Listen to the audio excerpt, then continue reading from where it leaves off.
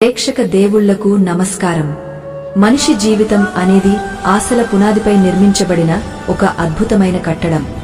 ఉదయం నిద్రలేచిన దగ్గర నుండి రాత్రి తిరిగి నిద్రించే వరకు ప్రతి ఒక్కరూ పరిగెత్తేది, కష్టపడేది, ఆరాటపడేది కేవలం ఆనందంగా జీవించడానికి, తన కుటుంబానికి ఎటువంటి లోటు రాకుండా చూసుకోవడానికి మాత్రమే. అయితే ఈ పరుగులో కొందరికి విజయలక్ష్మి వరిస్తుంది, మరికొందరికి మాత్రం ఎంత కష్టపడినా చేతిలో చిల్లిగవ్వ కూడా మిగలని పరిస్థితి దాపురిస్తుంది. ఎందుకిలా జరుగుతుంది? ఒకే రకమైన కష్టం, ఒకే రకమైన తెలివితేటలు ఉన్నప్పటికీ ఒకరి ఇంట్లో సిరిసంపదలు తాండవిస్తుంటే మరొకరి ఇంట్లో దారిద్ర్యం ఎందుకు తిష్టవేసి కూర్చుంటుంది?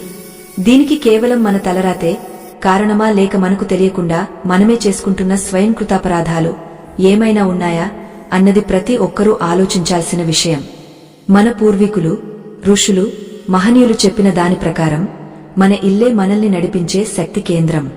ఆ ఇంట్లో మనం పాటించే పద్ధతులు, మనం చేసే పనులు, మన అలవాట్లే ఆ ఇంటికి లక్ష్మీదేవిని ఆహ్వానిస్తాయి లేదా ఆ తల్లిని ఆగ్రహించేలా చేసి ఇంటి నుండి వెళ్లగొడతాయి. లక్ష్మీదేవి అనగానే కేవలం డబ్బు, బంగారం, ఆస్తిపాస్తులు అని మాత్రమే చాలామంది పొరబడుతుంటారు. కాని నిజానికి లక్ష్మి అంటే ఒక కళ, ఒక తేజస్సు, ఒక ప్రశాంతత.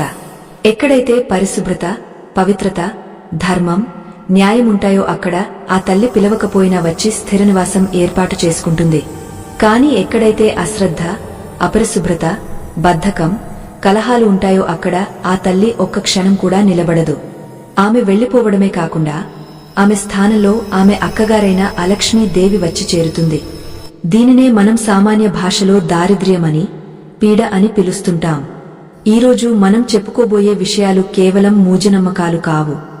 ఇవి తరతరాలుగా మన పెద్దలు ఆచరించి ఫలితాలను పొంది మనకు అందించిన జీవన సూత్రాలు. మనకు తెలియకుండా మనం రోజువారీ జీవితంలో చేసే కొన్ని చిన్న చిన్న పొరపాట్లు, నిర్లక్ష్యపు అలవాట్లు ఎలా మన కొంపముంచుతాయో, సాక్షాత్తు ఆ శ్రీమహాలక్ష్మికి ఎలా కోపం తెప్పిస్తాయో లోతుగా తెలుసుకుందాం. ఈ విషయాలు తెలుసుకోవడం వల్ల మీ ఇంటిని ఒక దేవాలయంలా మార్చుకోవడమే కాకుండా ఆర్థిక ఇబ్బందుల నుండి శాశ్వత విముక్తి పొందే మార్గాన్ని కూడా మీరు కనుగొంటారు. పూర్వం ఒక గ్రామంలో ధర్మయ్య అనే ఒక వ్యాపారి ఉండేవాడు. అతనికి పూర్వీకుల నుండి వచ్చిన ఆస్తిపాస్తులు బాగానే ఉండేవి, వ్యాపారం కూడా బాగానే సాగుతుండేది. కాని కాలక్రమేణా అతని ఇంట్లో కొన్ని మార్పులు రావడం మొదలయ్యాయి. ఎంత సంపాదించినా డబ్బు చేతిలో నిలిచేది కాదు. ఏదో ఒక అనారోగ్యం, ఎవరో ఒకరితో గొడవలు, అకారణంగా వచ్చే ఖర్చులు వారిని ఉక్కిరిబిక్కిరి చేసేవి. ఇంట్లో ప్రశాంతత అనేది మచ్చుకైనా లేకుండా పోయింది. భార్యాభర్తల మధ్య కలహాలు, పిల్లల చదువులో వెనుకబాటు, ఇలా ఒకదాని తర్వాత ఒకటిగా సమస్యలు చుట్టుముట్టాయి. ధర్మయ్యకు అర్థం కాలేదు. నేను ఎవరికీ అన్యాయం చేయలేదే, దైవభక్తి లోపం లేదే, మరి నాకెందుకు ఈ దుస్థితి అని మదనపడేవాడు. ఒకరోజు ఆ ఊరికి ఒక గొప్ప యోగ వచ్చారు. ధర్మయ్య తన సమస్యను ఆ యోగికి విన్నవించుకున్నాడు. ఆ యోగ దివ్యదృష్టితో ధర్మయ్య ఇంటిని, వారి అలవాట్లను పరిశీలించి చిరునవ్వుతో ఒక మాట అన్నారు. నాయనా ధర్మయ్య, నీవు కష్టపడుతున్నావన్నది నిజమే, కాని నీ కష్టానికి తూట్లు పొడిచే అలవాట్లు నీ ఇంట్లోనే ఉన్నాయి. సాక్షాత్తు లక్ష్మీదేవి నీ ఇంటికి రావాలని ద్వారం వరకు వచ్చి అక్కడ ఉన్న పరిస్థితులను చూసి వెనుదిరిగా వెళ్లిపోతోంది. నువ్వు చేస్తున్న 5 ముఖ్యమైన పొరపాట్లే నీ ఈ దుస్థితికి కారణం అని చెప్పారు. ఆ యోగి చెప్పిన ఆ 5 విషయాలు నేటి సమాజంలో ప్రతి ఒక్కరికి కనువిప్పు కలిగించే పరమ సత్యాలు. అసలు లక్ష్మీదేవికి కోపం ఎందుకు వస్తుంది? పురాణాల ప్రకారం క్షీరసాగర మథనం జరిగినప్పుడు అమృతం కన్నా ముందు హాలాహలం పుట్టింది. అలాగే లక్ష్మీదేవి కన్నా ముందు ఆమె అక్కగారైన జ్యేష్ఠాదేవి అంటే అలక్ష్మి పుట్టింది. ఆ తర్వాతే సాక్షాత్తు శ్రీమహాలక్ష్మి ఆవిర్భవించింది. అందుకే లోకంలో ఒక నియమముంది. ఎక్కడైతే లక్ష్మీదేవికి అవమానం జరుగుతుందో, ఎక్కడైతే లక్ష్మికి నచ్చని పనులు జరుగుతాయో అక్కడ ఆమె సోదరి జ్యేష్ఠాదేవి ప్రవేశిస్తుంది. జ్యేష్ఠాదేవికి ఇష్టమైనవి మురికి, దుమ్ము, ధూళి, చీకటి, కలహాలు. ఇవి ఎక్కడ ఉంటాయో అక్కడ దారిద్ర్యం తాండవిస్తుంది. మనం చాలాసార్లు మా ఇంట్లో లక్ష్మి నిలవడం లేదు అని బాధపడుతుంటాం. కాని నిజానికి మనం అడగాల్సింది, మా ఇంట్లో అలక్ష్మి ఎందుకు తిష్టవేసింది అని. ఎందుకంటే చీకటి పోతేనే వెలుగు వస్తుంది, అలాగే దారిద్ర్యం పోతేనే సంపద వస్తుంది. ఆ యోగ ధర్మయ్యకు వివరించిన ఆ 5 ప్రధానమైన అలవాట్లలో మొదటిది మరియు అత్యంత ముఖ్యమైనది సింహద్వారం మరియు గడప పట్ల మనకున్న అశ్రద్ధ. అవును, మీరు విన్నది నిజమే. ఇంటి ముఖద్వారమే ఆ ఇంటికి ముఖచిత్రం. మనిషికి ముఖం ఎంత ముఖ్యమో ఇంటికి సింహద్వారం అంత ముఖ్యం. దైవశక్తి అయినా దుష్టశక్తి అయినా ఇంటి లోపలికి రావాలంటే ఈ ద్వారం గుండానే రావాలి. చాలామంది ఇళ్లలో మనం గమనిస్తూ ఉంటాం, ఇంటి ముఖద్వారం చూడగానే ఆ ఇంట్లో వారి స్థితిగతులు అర్థమైపోతాయి. లక్ష్మీదేవి తెల్లవారుజామున ప్రతి ఇంటిని సందర్శిస్తుందని మన శాస్త్రాలు చెబుతున్నాయి. ఆ సమయంలో ఆమె మొదట చూసేది మన సింహద్వారాన్నే. కాని నేటికాలంలో చాలామంది చేసే మొదటి తప్పు ఏమిటంటే ఇంటి గుమ్మం దగ్గర చెప్పులు, బూట్లు కుప్పలుగా పడేయడం.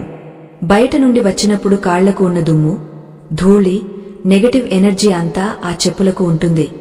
వాటిని సరిగా సింహద్వారం ఎదురుగా లేదా గడపకు ఆనుకుని విడిచిపెట్టడమంటే సాక్షాత్తు లక్ష్మీదేవికి అడ్డుగోడ కట్టడమే.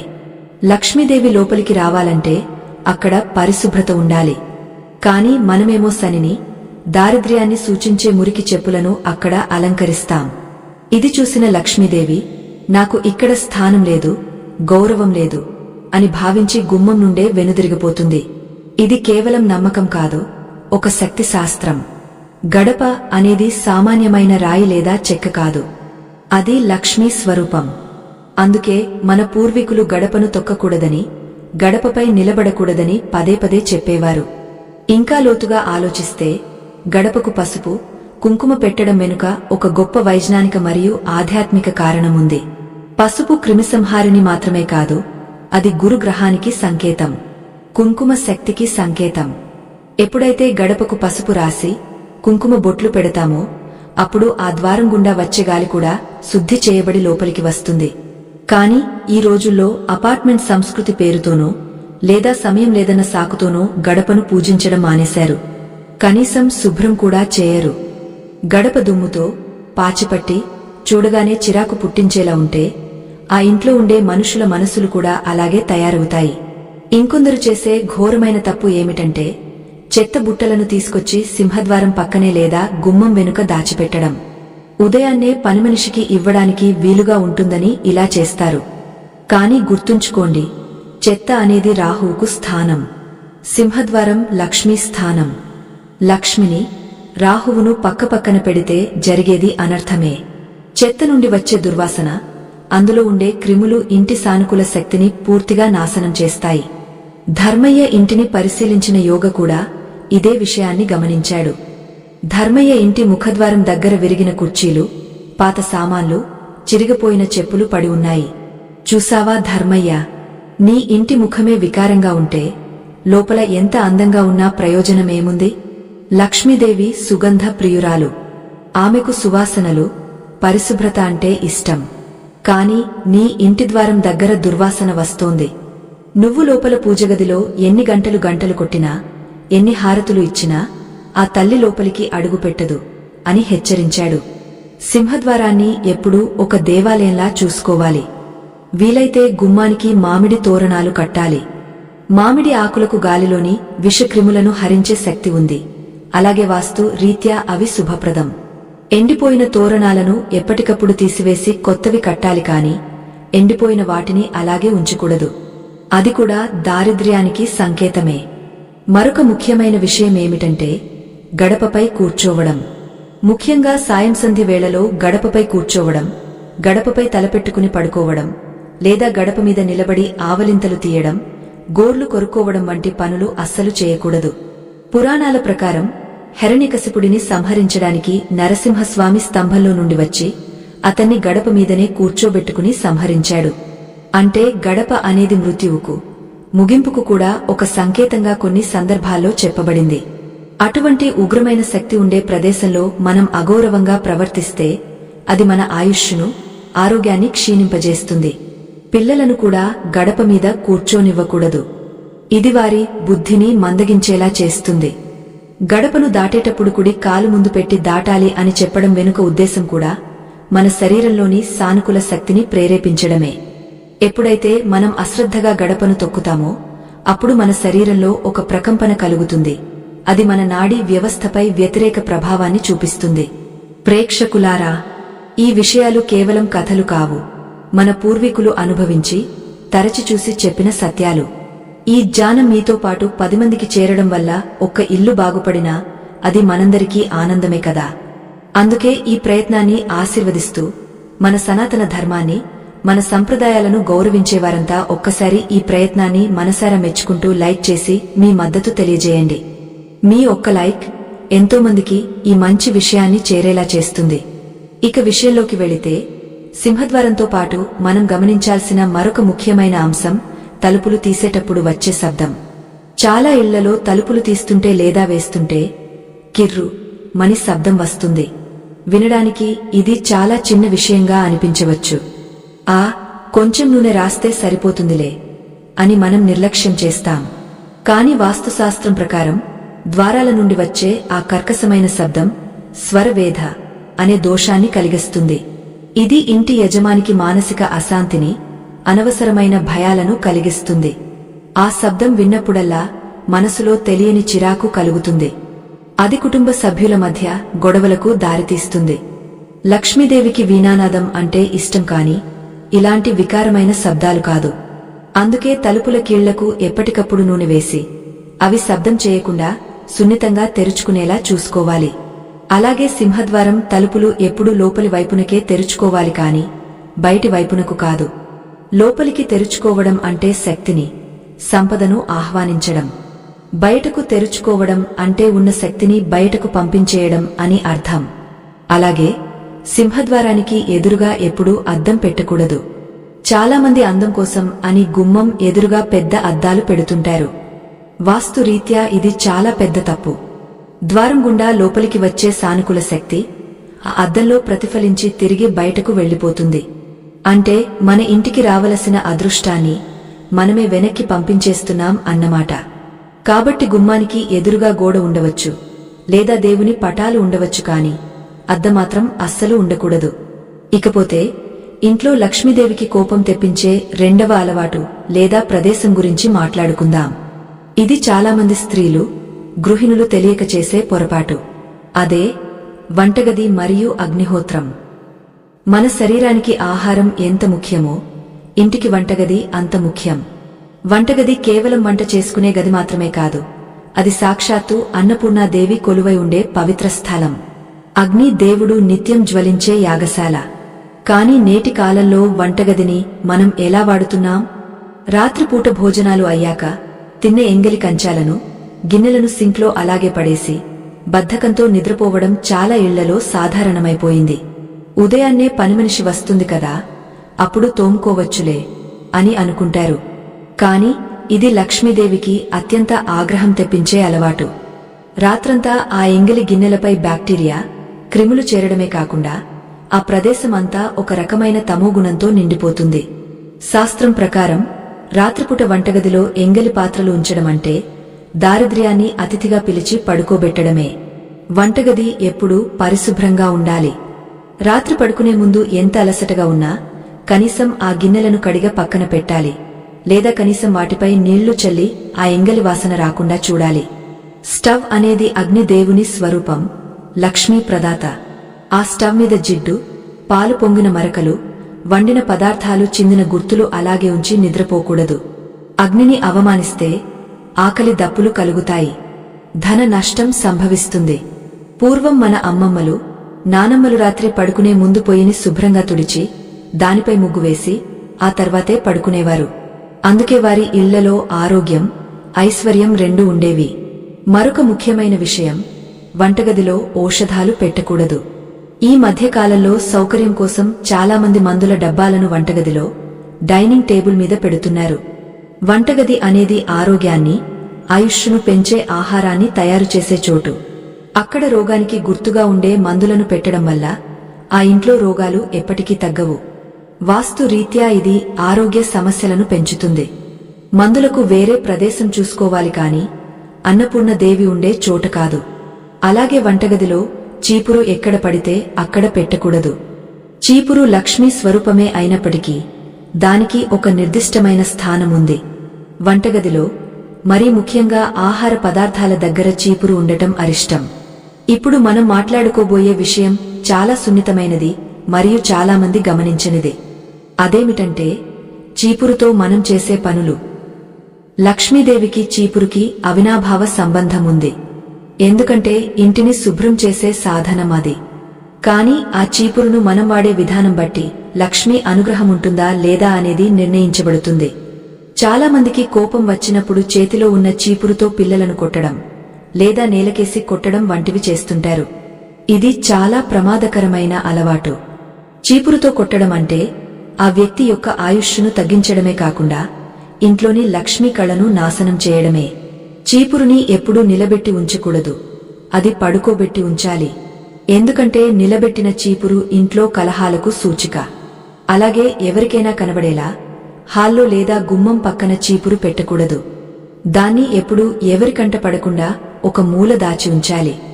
చీపురుని తొక్కడం, కాలితో తన్నడం సాక్షాత్తు మహాలక్ష్మిని కాలితో తన్నడంతో సమానం.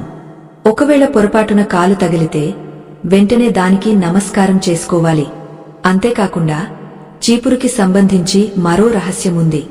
ఎప్పుడు పడితే అప్పుడు ఇల్లు ఊడవకూడదు. ముఖ్యంగా సూర్యాస్తమయమైన తర్వాత, అంటే దీపారాధన సమయం దాటిన తర్వాత ఇల్లు ఊడవకూడదు. దీని వెనుక ఒక బలమైన కారణముంది. సాయంకాలం లక్ష్మీదేవి ఇంటికి వచ్చే సమయం. ఆ సమయంలో మనం దుమ్ము దులిపి చెత్తను బయట పారేస్తే వచ్చిన లక్ష్మిని చెత్తతో పాటు బయటకు పంపినట్లే అవుతుంది. ఒకవేళ అత్యవసరమై ఊడవాల్సి వచ్చినా ఆ చెత్తను ఒక మూలకి చేర్చాలి తప్ప గడప దాటించి బయట పారేయకూడదు. ఇది ఖచ్చితంగా పాటించాల్సిన నియమం. ధర్మయ్య భార్యకు కూడా ఇదే అలవాటు ఉండేది. ఆమె సాయంత్రమైతే చాలు, పని తీరిందని ఇల్లంతా ఊడ్చి ఆ చెత్తను తీసుకెళ్లి వీధిలో పారేసేది. ఆ యోగా ఈ విషయాన్ని గ్రహించి, అమ్మా, నీవు చేసే ఈ పని వల్లనే ఉదయం వచ్చిన సంపద సాయంత్రానికి ఖర్చైపోతుంది. నీ ఇంట్లో సిరి నిలవకపోవడానికి ప్రధాన కారణం ఇదే అని చెప్పాడు. ఇక్కడ మనం ఇంకొక ముఖ్యమైన వస్తువు గురించి చెప్పుకోవాలి. అదే కల్లు ఉప్పు. సముద్రంలో పుట్టిన ఉప్పు కూడా లక్ష్మీ స్వరూపమే. అందుకే ఉప్పును చేతితో నేరుగా వేరే వాళ్ల చేతికి ఇవ్వకూడదు అని పెద్దలు చెబుతారు. అలా ఇస్తే వారి మధ్య గొడవలు వస్తాయని నమ్మకం. కాని ఉప్పును కింద పోయడం, కాళ్లతో తొక్కడం లేదా ఉప్పు జాడీని మూత లేకుండా వదిలేయడం వంటివి చేస్తే ఆర్థిక నష్టాలు తప్పవు. ఇలా చెప్పుకుంటూ పోతే మన దైనందిన జీవితంలో మనకు తెలియకుండానే ఎన్నో తప్పులు చేస్తున్నాం. గడప, వంటగది, చీపురు ఇవి కేవలం ఆరంభం మాత్రమే. కాని వీటికన్నా ప్రమాదకరమైనవి, లక్ష్మీదేవికి అసహ్యం పుట్టించే మరికొన్ని అలవాట్లు ఉన్నాయి. అవి మన వ్యక్తిగత శుభ్రతకు, మన ప్రవర్తనకు సంబంధించినవి. ఉదాహరణకు, స్నానం చేసిన తర్వాత తడి బట్టలను బాత్రూంలోనే వదిలేయడం లేదా తడి టవల్ను మంచం మీద పడేయడం. ఇది చాలా చిన్న విషయంగా అనిపిస్తుంది కదూ. కాని దీనివల్ల భార్యాభర్తల మధ్య అన్యోన్యత ఎలా దెబ్బతింటుందో, శుక్రదోషం ఎలా ఏర్పడుతుందో తెలిస్తే మీరు ఆశ్చర్యపోతారు. అసలు స్నానం అయిన వెంటనే మనం చేయకూడని పని ఒకటి ఉంది. అదేంటంటే బకెట్ ఖాళీగా బోర్లించి రావడం. అవును, మనం స్నానం చేసిన తర్వాత బకెట్లో నీళ్లు పూర్తిగా వాడేసి ఆ బకెట్ను ఖాళీగా బోర్లించి బయటకు వస్తాం. ఇది చాలా అశుభ పరిణామం. బకెట్ అనేది జలధారకు ప్రతీక. నీరు అంటే లక్ష్మి. ఖాళీ బకెట్ అనేది శూన్యానికి, లేమికి సంకేతం. అందుకే స్నానం పూర్తయ్యాక బకెట్ను శుభ్రంగా కడిగి అందులో సగం వరకు అయినా నీళ్లు నింపి ఉంచాలి లేదా కనీసం నిటారుగా అయినా పెట్టాలి. ఖాళీగా బోర్లించిన బకెట్ ఇంట్లో ఉంటే ఆ ఇంట్లో డబ్బు నిలవదు, అనవసరమైన ఖర్చులు వచ్చి పడుతూనే ఉంటాయి అని వాస్తు శాస్త్రం చెబుతోంది. అలాగే బాత్రూంలో మనం వదిలేసే వెంట్రుకలు. తలస్నానం చేసినప్పుడు రాలిన వెంట్రుకలు బాత్రూం మూలల్లో లేదా నీళ్లు పోయే రంధ్రం దగ్గర అడ్డుపడి ఉంటాయి. వాటిని అలాగే వదిలేసి రావడం అంటే శనిని ఆహ్వానించడమే. వెంట్రుకలు అనేవి దరిద్రానికి సూచికలు. వాటిని ఎప్పటికప్పుడు తీసి డస్ట్బిన్లో వేయాలి. బాత్రూం ఎంత శుభ్రంగా, ఎంత సువాసనతో ఉంటే ఆ ఇంట్లో రాహు గ్రహ ప్రభావం అంత తక్కువగా ఉంటుంది. రాహువు ప్రభావం తగ్గితే ఆలోచనలు స్పష్టంగా ఉంటాయి, తప్పుడు నిర్ణయాలు తీసుకోరు. ఇక ముందు చెప్పుకున్నట్టు తడి టవల్ను తీసుకువచ్చి మంచం మీద పడేయడం గురించి మాట్లాడుకుందాం. పడకగది అనేది శుక్రగ్రహానికి సంబంధించిన ప్రదేశం. శుక్రుడు అంటే భార్యాభర్తల అన్యోన్యతకు, సుఖసంతోషాలకు, విలాసానికి కారకుడు.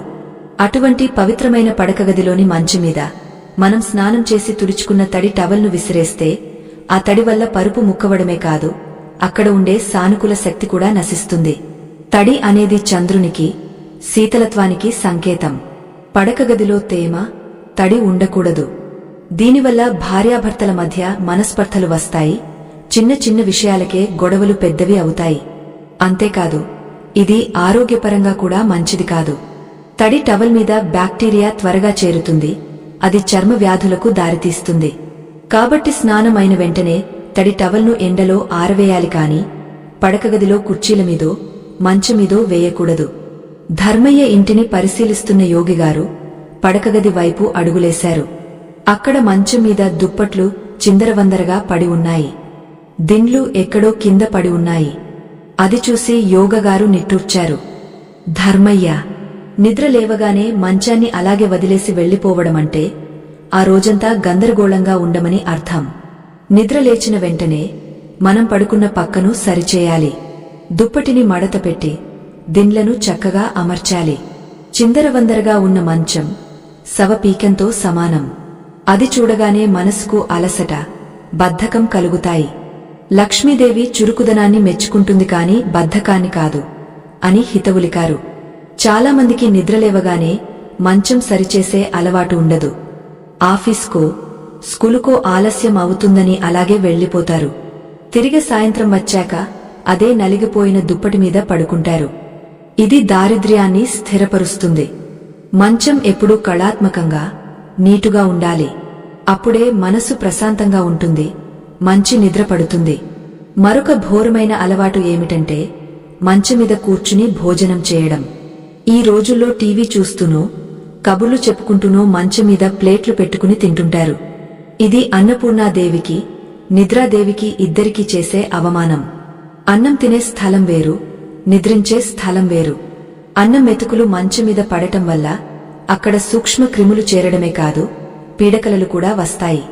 ఆహారం ద్వారా మనకు శక్తి రావాలి, కాని ఇలా మంచమీద తినడం వల్ల ఆహారం విషతుల్యమై జీర్ణకోశ వ్యాధులు వస్తాయి.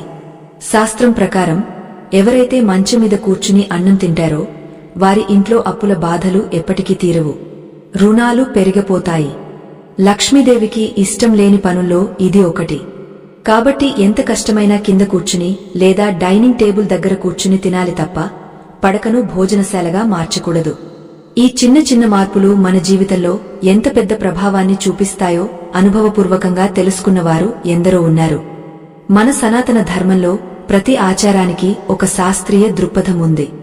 ఇలాంటి అద్భుతమైన విషయాలు, మన జీవన విధానాన్ని మార్చే సూత్రాలు మరిన్ని తెలుసుకోవడానికి మన ఛానల్ను ఆదరిస్తున్న మీ అందరికీ కృతజ్ఞతలు. ఈ సమాచారం మీకు నచ్చితే మీ ప్రోత్సాహాన్ని ఒక లైక్ రూపంలో తెలియజేయండి, అది మాకు ఎంతో శక్తినిస్తుంది. ఇక మూడవ ముఖ్యమైన విషయంలోకి వెళదాం. ఇది సమయానికి సంబంధించిన నియమం. అదే సంధ్యా సమయం. సూర్యుడు అస్తమించే సమయం మరియు రాత్రి ప్రారంభమయ్యే సమయం మధ్యలో ఉండే 48 నిమిషాల కాలాన్ని సంధ్యా సమయం లేదా గోధూళి వేళ అంటారు. ఈ సమయం అత్యంత శక్తివంతమైనది. ఈ సమయంలోనే రాక్షస ప్రవృత్తులు మరియు దైవిక శక్తులు రెండూ వాతావరణంలో సంచరిస్తూ ఉంటాయని పురాణాలు చెబుతున్నాయి. హిరణ్యకశిపుడు సంహరించబడింది కూడా ఈ సంధ్యా సమయంలోనే. అందుకే ఈ సమయంలో మనం చేసే పనులు మన తలరాతను నిర్ణయిస్తాయి. కాని దురదృష్టవశాత్తు చాలామంది ఈ సమయంలోనే లక్ష్మీదేవికి కోపం తెప్పించే పనులు చేస్తుంటారు. సంధ్యా సమయంలో నిద్రపోవడం మహాపాపం. ఎవరైతే సూర్యాస్తమయం సమయంలో నిద్రపోతారో వారి ఆయుష్షు క్షీణిస్తుంది, వారి తేజస్సు నశిస్తుంది. ఆ సమయంలో నిద్రపోతే లేచిన తర్వాత శరీరం బరువుగా, మనసు చికాకుగా అనిపిస్తుంది. ఇది ప్రత్యక్ష అనుభవం. ఆ సమయంలో లక్ష్మీదేవి ప్రతి ఇంటిని గమనిస్తుంది. దీపం పెట్టాల్సిన వేళ నిద్రపోతున్న వారిని చూసి ఆ తల్లి ఆగ్రహిస్తుంది. అనారోగ్యంతో ఉన్నవారు, వృద్ధులు, చిన్నపిల్లలకు మినహాయింపు ఉంది కాని ఆరోగ్యంగా ఉన్నవారు మాత్రం ఆ సమయంలో ఎట్టి పరిస్థితుల్లోనూ నిద్రించకూడదు. అలాగే ఆ సమయంలో భోజనం చేయడం కూడా నిషేధం. ఈ సమయంలో తినే ఆహారం రాక్షస ఆహారంతో సమానం. అది శరీరానికి వంటబట్టదు సరికదా, రోగాలను తెచ్చిపెడుతుంది. సంధ్యా సమయంలో చేయకూడని మరో ముఖ్యమైన పని జుట్టు దువ్వుకోవడం, గోర్లు కత్తిరించుకోవడం. లక్ష్మీ ప్రదోషవేళ అని పిలువబడే ఈ సమయంలో మన శరీరం నుండి ఏది వేరు చేసినా, గోర్లు, వెంట్రుకలు, అది దరిద్రానికి హేతువు అవుతుంది. అలాగే ఈ సమయంలో లైంగిక కార్యకలాపాల్లో పాల్గొనకూడదు. శాస్త్రం ప్రకారం ఈ సమయంలో గర్భధారణ జరిగితే పుట్టే సంతానం దుష్టబుద్ధితో, అనారోగ్యంతో పుడతారని గరుడ పురాణం హెచ్చరిస్తోంది.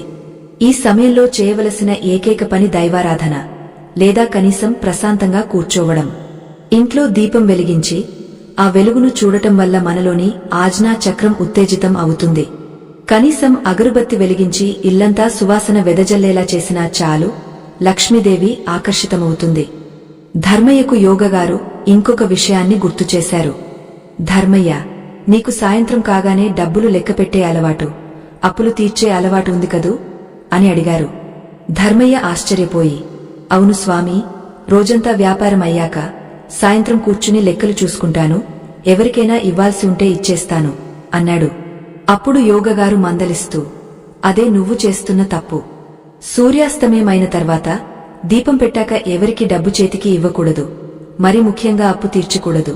పెరుగు, పాలు, ఉప్పు వంటివి ఎవరికి దానం చేయకూడదు. సాయంత్రం వేళ లక్ష్మి ఇంటికి వచ్చే సమయం. ఆ సమయంలో నువ్వు డబ్బుని బయటకు పంపిస్తే వచ్చిన లక్ష్మిని నువ్వే స్వహస్తాలతో సాగనంపినట్టు అవుతుంది. అత్యవసరమైతే డిజిటల్ ట్రాన్సాక్షన్ చేయవచ్చు, కాని లక్ష్మీ స్వరూపమైన నగదును, వస్తువులను చేతితో ఇవ్వకూడదు అని చెప్పారు. ఇది వ్యాపారస్తులకే కాదు, గృహిణులకు కూడా వర్తిస్తుంది. పక్కింటి వాళ్లు వచ్చి పెరుగుతోడు కావాలని అడిగితే సాయంత్రం వేళ ఇవ్వకూడదు, పొద్దున్నే ఇస్తాంలే అని సున్నితంగా చెప్పాలి. ఇక 4వ అలవాటు విషయానికి వస్తే, ఇది మన ఇంట్లో ఉండే వస్తువుల అమరిక మరియు స్థితికి సంబంధించినది. మన ఇల్లు ఒక స్టోర్ రూమ్ లాగా మారిపోకూడదు. పనికిరాని వస్తువులను పోగు చేయడం అనేది ఒక మానసిక రుగ్మత మాత్రమే కాదు, వాస్తు దోషం కూడా. చాలా ఇళ్లలో మనం చూస్తుంటాం, గోడ గడియారాలు ఆగపోయి ఉంటాయి. బ్యాటరీ అయిపోయిందనో, రిపేరు వచ్చిందనో వాటిని అలాగే గోడకు వేలాడదీసి ఉంచుతారు. ఆగిపోయిన గడియారం ఆగిపోయిన కాలానికి సంకేతం. అది మన ప్రగతిని అడ్డుకుంటుంది. నా టైం బాగోలేదు అని మనం బాధపడుతుంటాం, కాని మన ఇంట్లో టైం చూపించే గడియారమే పనిచేయకపోతే మంచి టైం ఎలా వస్తుంది? ఆగిపోయిన గడియారాలను వెంటనే బాగు చేయించాలి లేదా తీసి పారేయాలి. అలాగే పగిలిన అద్దాలు, విరిగిన దేవుడి విగ్రహాలు ఇంట్లో ఉంచుకోకూడదు. ముఖం చూసుకునే అద్దం పగిలితే అందులో మన ముఖం వికృతంగా కనిపిస్తుంది. అది మన ఆత్మవిశ్వాసాన్ని దెబ్బతీయడమే కాకుండా ఇంట్లో గొడవలకు కారణమవుతుంది. విరిగిన విగ్రహాలకు పూజ చేస్తే ఫలితం రాకపోగా దోషం కలుగుతుంది. వాటిని వెంటనే నదిలో నిమజ్జనం చేయాలి. అలాగే ఇంట్లో తుప్పు పట్టిన ఇనుము సామాన్లు, ఎప్పుడో పాడైపోయిన ఎలక్ట్రానిక్ వస్తువులు, పాత వార్తాపత్రికల కుప్పలు మూలల్లో పేరుకుపోతుంటాయి. ఇవన్నీ రాహువుకు ఆవాసాలు.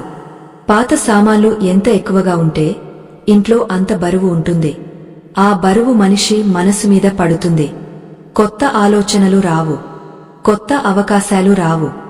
లక్ష్మీదేవి నూతనత్వాన్ని కోరుకుంటుంది. మనం పాతవాటిని వదిలితేనే కొత్తవి వస్తాయి. ఒక గ్లాసు నిండా నీళ్లుంటే అందులో కొత్త నీళ్లు పోయలేం కదా.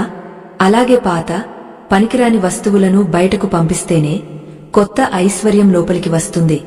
అమావాస్యకు ముందు రోజు ఇల్లంతా శుభ్రం చేసి పనికిరాని వస్తువులను తీసివేయడం మన సంప్రదాయంలో భాగం. దీనిని లక్ష్మీ కటాక్షం కోసం చేసే ఒక క్రియగా భావించాలి. ఇప్పటి వరకు మనం భౌతికమైన అలవాట్ల గురించి, వస్తువుల గురించి చెప్పుకున్నాం. కాని వీటన్నింటికన్నా ప్రమాదకరమైనది మన నోటి నుండి వచ్చే మాట. లక్ష్మీదేవికి శబ్దాలంటే ఇష్టమని చెప్పుకున్నాం. కాని ఏ శబ్దం? మంగళకరమైన శబ్దం, వేద మంత్రాల శబ్దం, లేదా మంచి మాటల శబ్దం. కాని మన ఇంట్లో మనం తరచుగా వాడే కొన్ని పదాలు, మనం చేసే కొన్ని శబ్దాలు సాక్షాత్తు మన ఇంటిని శపించుకున్నట్టే అవుతాయని మీకు తెలుసా? కోపం వచ్చినప్పుడు లేదా విసుగు వచ్చినప్పుడు మనం తెలియకుండానే ఒక పదం వాడుతుంటాం.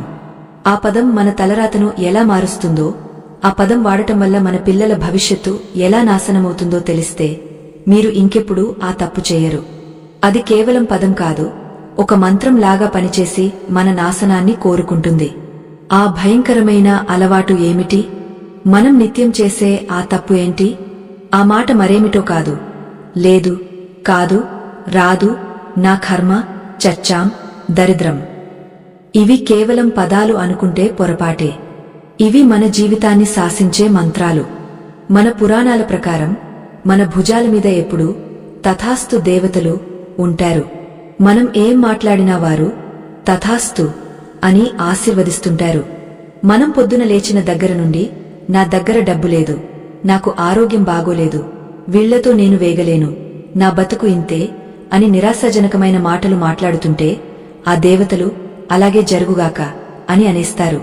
అందుకే పెద్దలు ఎప్పుడు శుభం పలకరా మంగళ అంటే పెళ్లి కూతురు ముండ మోసింది అన్నాడట వెనకటికి ఒకడు అని సామెత చెబుతుంటారు.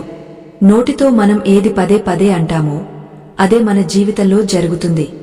లక్ష్మీదేవి ఎప్పుడూ ఉత్సాహంగా, ఆనందంగా, సానుకూల దృక్పథంతో ఉండే వారిని ఇష్టపడుతుంది. ఎప్పుడూ ఏడుస్తూ లేనిపోని కష్టాలను తలుచుకుని బాధపడేవారి ముఖం చూడటానికి కూడా ఆ తల్లి ఇష్టపడదు. ముఖ్యంగా వంటింట్లో గృహిణులు పాటించాల్సిన ఒక కఠినమైన నియమముంది. ఇంట్లో బియ్యం అయిపోయినా, పప్పులు అయిపోయినా, నూనె అయిపోయినా సరే ఎట్టి పరిస్థితుల్లోనూ అయిపోయాయి అనే పదాన్ని వాడకూడదు. అయిపోవడం అంటే శూన్యం, ముగింపు అని అర్థం. దానికి బదులుగా నిండుకున్నాయి అని చెప్పాలి. బియ్యం నిండుకున్నాయి, పప్పు నిండుకుంది అని అనడం వల్ల అక్కడ మళ్లీ నిండుగా వచ్చే అవకాశముంటుంది. ఇది కేవలం మాట మార్పు కాదు, మనసులో ఉండే భావనలో మార్పు. ఎప్పుడైతే మనం నిండుకుంది అంటామో మన మెదడు దాన్ని సానుకూలంగా తీసుకుంటుంది, త్వరగా సమకూర్చుకోవాలని ప్రయత్నిస్తుంది. అదే అయిపోయింది అంటే నిరాశ ఆవహిస్తుంది. అలాగే ఎవరినైనా అప్పు అడగాల్సి వచ్చినా లేదా ఎవరైనా అప్పు అడిగినా నా దగ్గర చిల్లిగవ్వలేదు అని అనకూడదు. ప్రస్తుతానికి సర్దుబాటు కాలేదు అనాలి. లేదు అనే పదం లక్ష్మీదేవికి పరమ కంటకం. ఆ పదం వినగానే ఆమె అక్కడి నుండి నిష్క్రమిస్తుంది. ధర్మయ్య భార్యకు ఒక అలవాటు ఉండేది. ఆమె ఎప్పుడూ తన అత్తగారిని లేదా భర్తను ఏదో ఒక మాట అంటూ, నా కర్మకాలి ఈ ఇంటికి వచ్చాను, మీతో ఎవరు బతకలేరు అని శపించుకుంటూ ఉండేది. ఆ యోగా ఈ విషయాన్ని గమనించి ఆమెను పిలిచి ఇలా అన్నాడు, అమ్మా, నువ్వు సాక్షాత్తు గృహలక్ష్మివి. ఇంటి ఆడపడుచు లేదా గృహిణి నోటి నుండి వచ్చే మాట ఆ ఇంటికి రక్షణ కవచం లాంటిది. నువ్వు పొద్దున్నే లేచి ఇంటిని శపిస్తుంటే ఆ ఇల్లు ఎలా బాగుపడుతుంది? ఆడది ఏడిస్తే ఆ ఇంట సిరి నిలవదు. నువ్వు కన్నీరు పెడితే ఆ కన్నీటి చుక్కలు లక్ష్మీదేవికి నిపుకణాల్లా తగులుతాయి. స్త్రీ ఎప్పుడు నవ్వుతూ ఇంటిని ఆహ్లాదంగా ఉంచాలి. అప్పుడే లక్ష్మీదేవికి మీ ఇంట్లో ఉండాలనిపిస్తుంది. భార్యాభర్తల మధ్య గొడవలు సహజమే, కాని ఆ గొడవలు ఇంటి సరిహద్దులు దాటి బయటకు వినపడకూడదు. ఇంట్లో పెద్దగా అరవడం, పాత్రలు విసిరేయడం, ఒకరినొకరు దూషించుకోవడం వంటివి జరిగితే అక్కడ ఉండే దైవశక్తి క్షీణిస్తుంది. ఎక్కడైతే కలహాలుంటాయో అక్కడ జ్యేష్ఠాదేవి అలక్ష్మి తన వాహనమైన గాడిదతో సహా వచ్చి తిష్టవేస్తుంది. ప్రేక్షక మహాశివులారా, మన కుటుంబంలో శాంతి, సౌభాగ్యం వెల్లివిరియాలంటే మనం మన మాటను అదుపులో ఉంచుకోవాలి. నోరు మంచిదైతే ఊరు మంచిదవుతుంది అన్నారు పెద్దలు. అలాగే నోరు మంచిదైతే ఇల్లు కూడా దేవాలయం అవుతుంది. ఈ చిన్న విషయాన్ని మనం మార్చుకుంటే మన జీవితంలో ఎంత పెద్ద మార్పు వస్తుందో గమనించండి. ఇంతటి విలువైన విషయాలు 10 మందికి తెలియజేయడంలో మీ వంతు బాధ్యతగా ఈ వీడియోను లైక్ చేసి మన సనాతన ధర్మానికి మద్దతు తెలపండి. మీ ఆదరణే మాకు శ్రీరామరక్ష. మరో ముఖ్యమైన విషయం, అతిథి మర్యాద. మన ఇంటికి ఎవరైనా వచ్చినప్పుడు వారు మనకు నచ్చినవారైనా సరే కనీసం మంచినీళ్లు ఇవ్వడం మన ధర్మం. ఇంటికి వచ్చిన వారికి మంచినీళ్లు ఇవ్వకపోవడం మహాపాపం. ఎందుకంటే దాహం అనేది అగ్ని స్వరూపం. వచ్చిన వారి దాహాన్ని తీర్చకపోతే వారి కడుపులో రగిలే ఆ అగ్ని మన ఇంటి పుణ్యాన్ని దహించేస్తుంది. పూర్వం రోజుల్లో ఇంటి ముందు కుండలో నీళ్లు పెట్టి బాటసారుల దాహం తీర్చేవారు. అందుకే వారి ఇళ్లు పాడి పంటలతో తులతుగేవి. కాని ఇప్పుడు అపార్ట్మెంట్ల సంస్కృతిలో పక్క ఇంటివారికి కూడా నీళ్లు ఇవ్వడానికి ఆలోచిస్తున్నాం. ఎవరైనా బిచ్చగాళ్లు వస్తే వారిని విసుక్కోవడం, తిట్టడం వంటివి చేయకూడదు. లేకపోతే లేదని మర్యాదగా చెప్పాలి. కాని అవమానించకూడదు. ఎందుకంటే లక్ష్మీదేవి ఏ రూపంలో వచ్చి మనల్ని పరీక్షిస్తుందో ఎవరికీ తెలియదు. సాయిబాబా చరిత్రలో కూడా మనం చూసాం. బాబా కుక్క రూపంలో, పిల్లి రూపంలో వచ్చి భక్తులను పరీక్షించేవారు. అలాగే అన్నం తినేటప్పుడు గొడవలు పడటం, అన్నాన్ని నిందించడం కూడా లక్ష్మీదేవికి ఆగ్రహం తెప్పిస్తుంది. ఏంటిది, ఉప్పు లేదు, కారం లేదు, చండాలంగా ఉంది అని అన్నం కంచె ముందు కూర్చుని కేకలు వేయకూడదు. అన్నం పరబ్రహ్మ స్వరూపం. వండిన పదార్థంలో ఏదైనా లోపముంటే తినడం అయ్యాక నిదానంగా చెప్పాలి. కాని అన్నం తింటూ అన్నాన్ని తిట్టకూడదు. అలా చేస్తే ఆ అన్నం విషం అవుతుంది, మన శరీరానికి పుష్టిని ఇవ్వదు. అన్నం తినేటప్పుడు మౌనంగా లేదా ప్రశాంతంగా మాట్లాడుతూ తినాలి. టీవీల్లో వచ్చే ఏడుపుగొట్టు సీరియళ్లు చూస్తూనో, క్రైమ్ వార్తలు వింటూనో భోజనం చేయకూడదు. మనం చూసే దృశ్యాలు, వినే శబ్దాలు మన జీర్ణక్రియపై ప్రభావం చూపుతాయి. సాత్వికమైన ఆహారం ఎంత ముఖ్యమో, సాత్వికమైన వాతావరణంలో తినడం కూడా అంతే ముఖ్యం. భోజనం చేసిన తర్వాత కంచంలో చేతులు కడగకూడదు. ఇది చాలామంది చేసే తప్పు. కంచం కేవలం తినడానికి మాత్రమే, చేతులు కడుక్కోవడానికి కాదు. కంచంలో చేయి కడిగితే అన్నపూర్ణాదేవిని అవమానించినట్లే. కంచం పక్కన లేదా సింక్లో చేతులు కడుక్కోవాలి. ధర్మయ్య ఇంట్లో మరో విచిత్రమైన అలవాటు ఉంది. వాళ్లు డబ్బులను, నగలను ఎక్కడ పడితే అక్కడ పెట్టేవారు. ఒకసారి బీరువాలో, ఒకసారి కిచెన్ డబ్బాల్లో, మరొకసారి పరుపు కింద దాచేవారు. యోగగారు ఇది గమనించి ఇలా అన్నారు, ధర్మయ్య, డబ్బుకు ఒక స్థానముండాలి. లక్ష్మీదేవి చంచలమైనది. ఆమెను ఒక చోట స్థిరంగా ఉంచాలంటే దానికి తగ్గ మర్యాద చేయాలి. డబ్బును ఎప్పుడూ ఒక పవిత్రమైన ప్రదేశంలో, అంటే బీరువాలో లేదా లాకర్లో ఉంచాలి. ఆ ప్రదేశంలో ఎర్రటి వస్త్రం లేదా పట్టు వస్త్రం పరిచి దానిమీద డబ్బును ఉంచాలి. చిందరవందరగా నోట్లు మడతపెట్టి జేబులో కుక్కినట్టు బీరువాలో పడేయకూడదు. నోట్లను చక్కగా సరిచేసి వరుస క్రమంలో పెట్టాలి. చిరిగిన నోట్లను, మంచి నోట్లను కలిపి ఉంచకూడదు. అలాగే బీరువాలో డబ్బుతో పాటు కోర్టు పేపర్లు, ఆస్పత్రి రిపోర్టులు, మందుల చీటీలు పెట్టకూడదు. అలా చేస్తే డబ్బు అంతా కోర్టులకు, ఆసుపత్రులకు ఖర్చైపోతుంది. ఇది చాలా ఆశ్చర్యకరమైన విషయం కదూ. మన బీరువా మన ఆర్థిక స్థితికి గుండెకాయ లాంటిది. అందులో మనం ఏం పెడతామో అదే వృద్ధి చెందుతుంది. డబ్బు పక్కన ఖర్చుల చిట్టా పెడితే ఖర్చులు పెరుగుతాయి. డబ్బు పక్కన గోమతి చక్రాలు, లక్ష్మీ గవ్వలు, పసుపు కొమ్ము వంటి మంగళకరమైన వస్తువులు పెడితే సంపద పెరుగుతుంది. అలాగే బీరువాను ఎప్పుడూ దక్షిణ గోడకు ఆనించి ఉత్తరం వైపు తెరుచుకునేలా పెట్టాలి. ఉత్తరం కుబేర స్థానం. బీరువా తెరిచినప్పుడు కుబేరుని దిక్కును చూడాలి. అప్పుడే ధనాకర్షణ జరుగుతుంది. బీరువా అద్దంలో మన మంచం కనిపించకూడదు. ఇది కూడా ముఖ్యమైన వాస్తు నియమం. ఇక లక్ష్మీదేవికి అత్యంత ప్రీతిపాత్రమైనది మరియు మనం తరచుగా నిర్లక్ష్యం చేసేది తులసి కోట. తులసి మొక్క కేవలం ఒక మొక్క కాదు, అది సాక్షాత్తు బృందావని, లక్ష్మీదేవికి ప్రతిరూపం. ఏ ఇంట్లో అయితే తులసి మొక్క వాడిపోయి ఉంటుందో, ఎండిపోయి ఉంటుందో ఆ ఇంట్లో ఖచ్చితంగా ఏదో ఒక కీడు జరుగుతుందని అర్థం. తులసి మొక్కను మనం ఎలా చూసుకుంటున్నాం అనేది మన ఇంటి స్థితిగతులను తెలియజేస్తుంది. చాలామంది తులసి మొక్కకు నీళ్లు పోయడం మర్చిపోతుంటారు, లేదా సాయంత్రం వేళ అపవిత్రమైన చేతులతో తాకుతుంటారు. తులసి కోట చుట్టూ దుమ్ము, ధూళి పేరుకుపోయి ఉంటుంది. కొందరు బట్టలు ఆరవేసే తీగలను తులసి మొక్క పైనుండి కడతారు. తులసి మొక్క మీద తడి బట్టల నీళ్లు పడితే అది మహాదోషం. తులసిని ఎప్పుడూ పవిత్రంగా, ఒక దేవతలా పూజించాలి.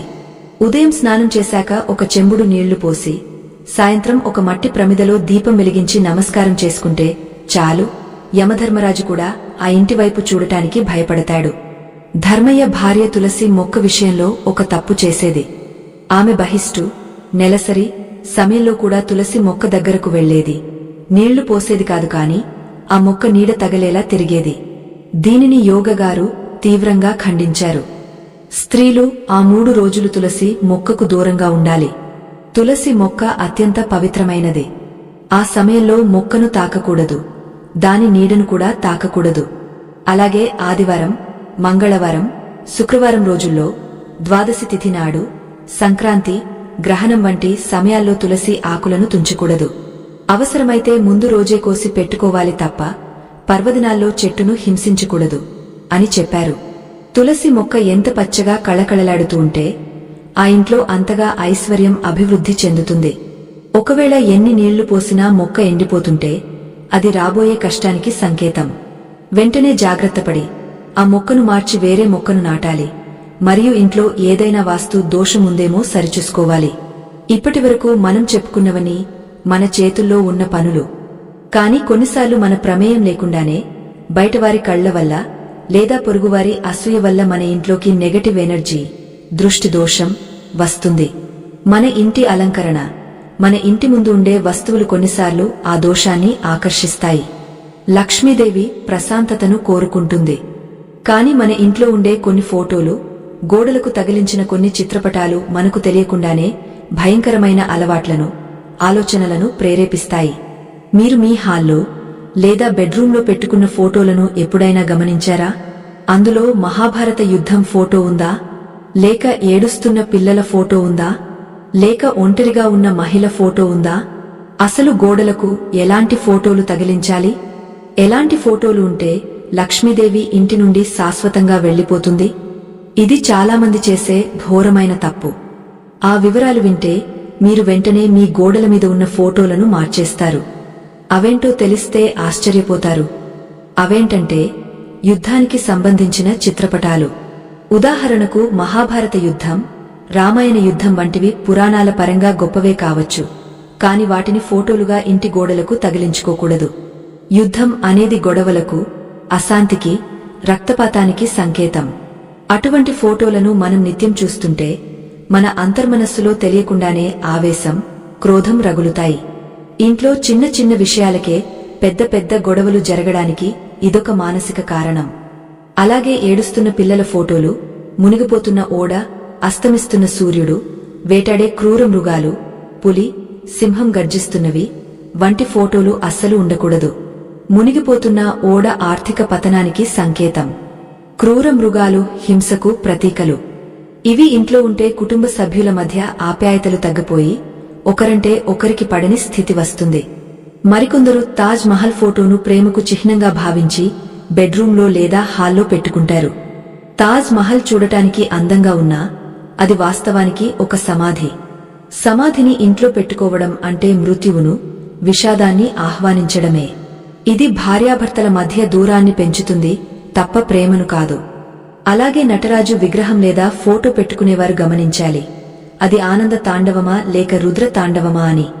రుద్ర తాండవం చేస్తున్న శివుని రూపం ప్రళయానికి సంకేతం.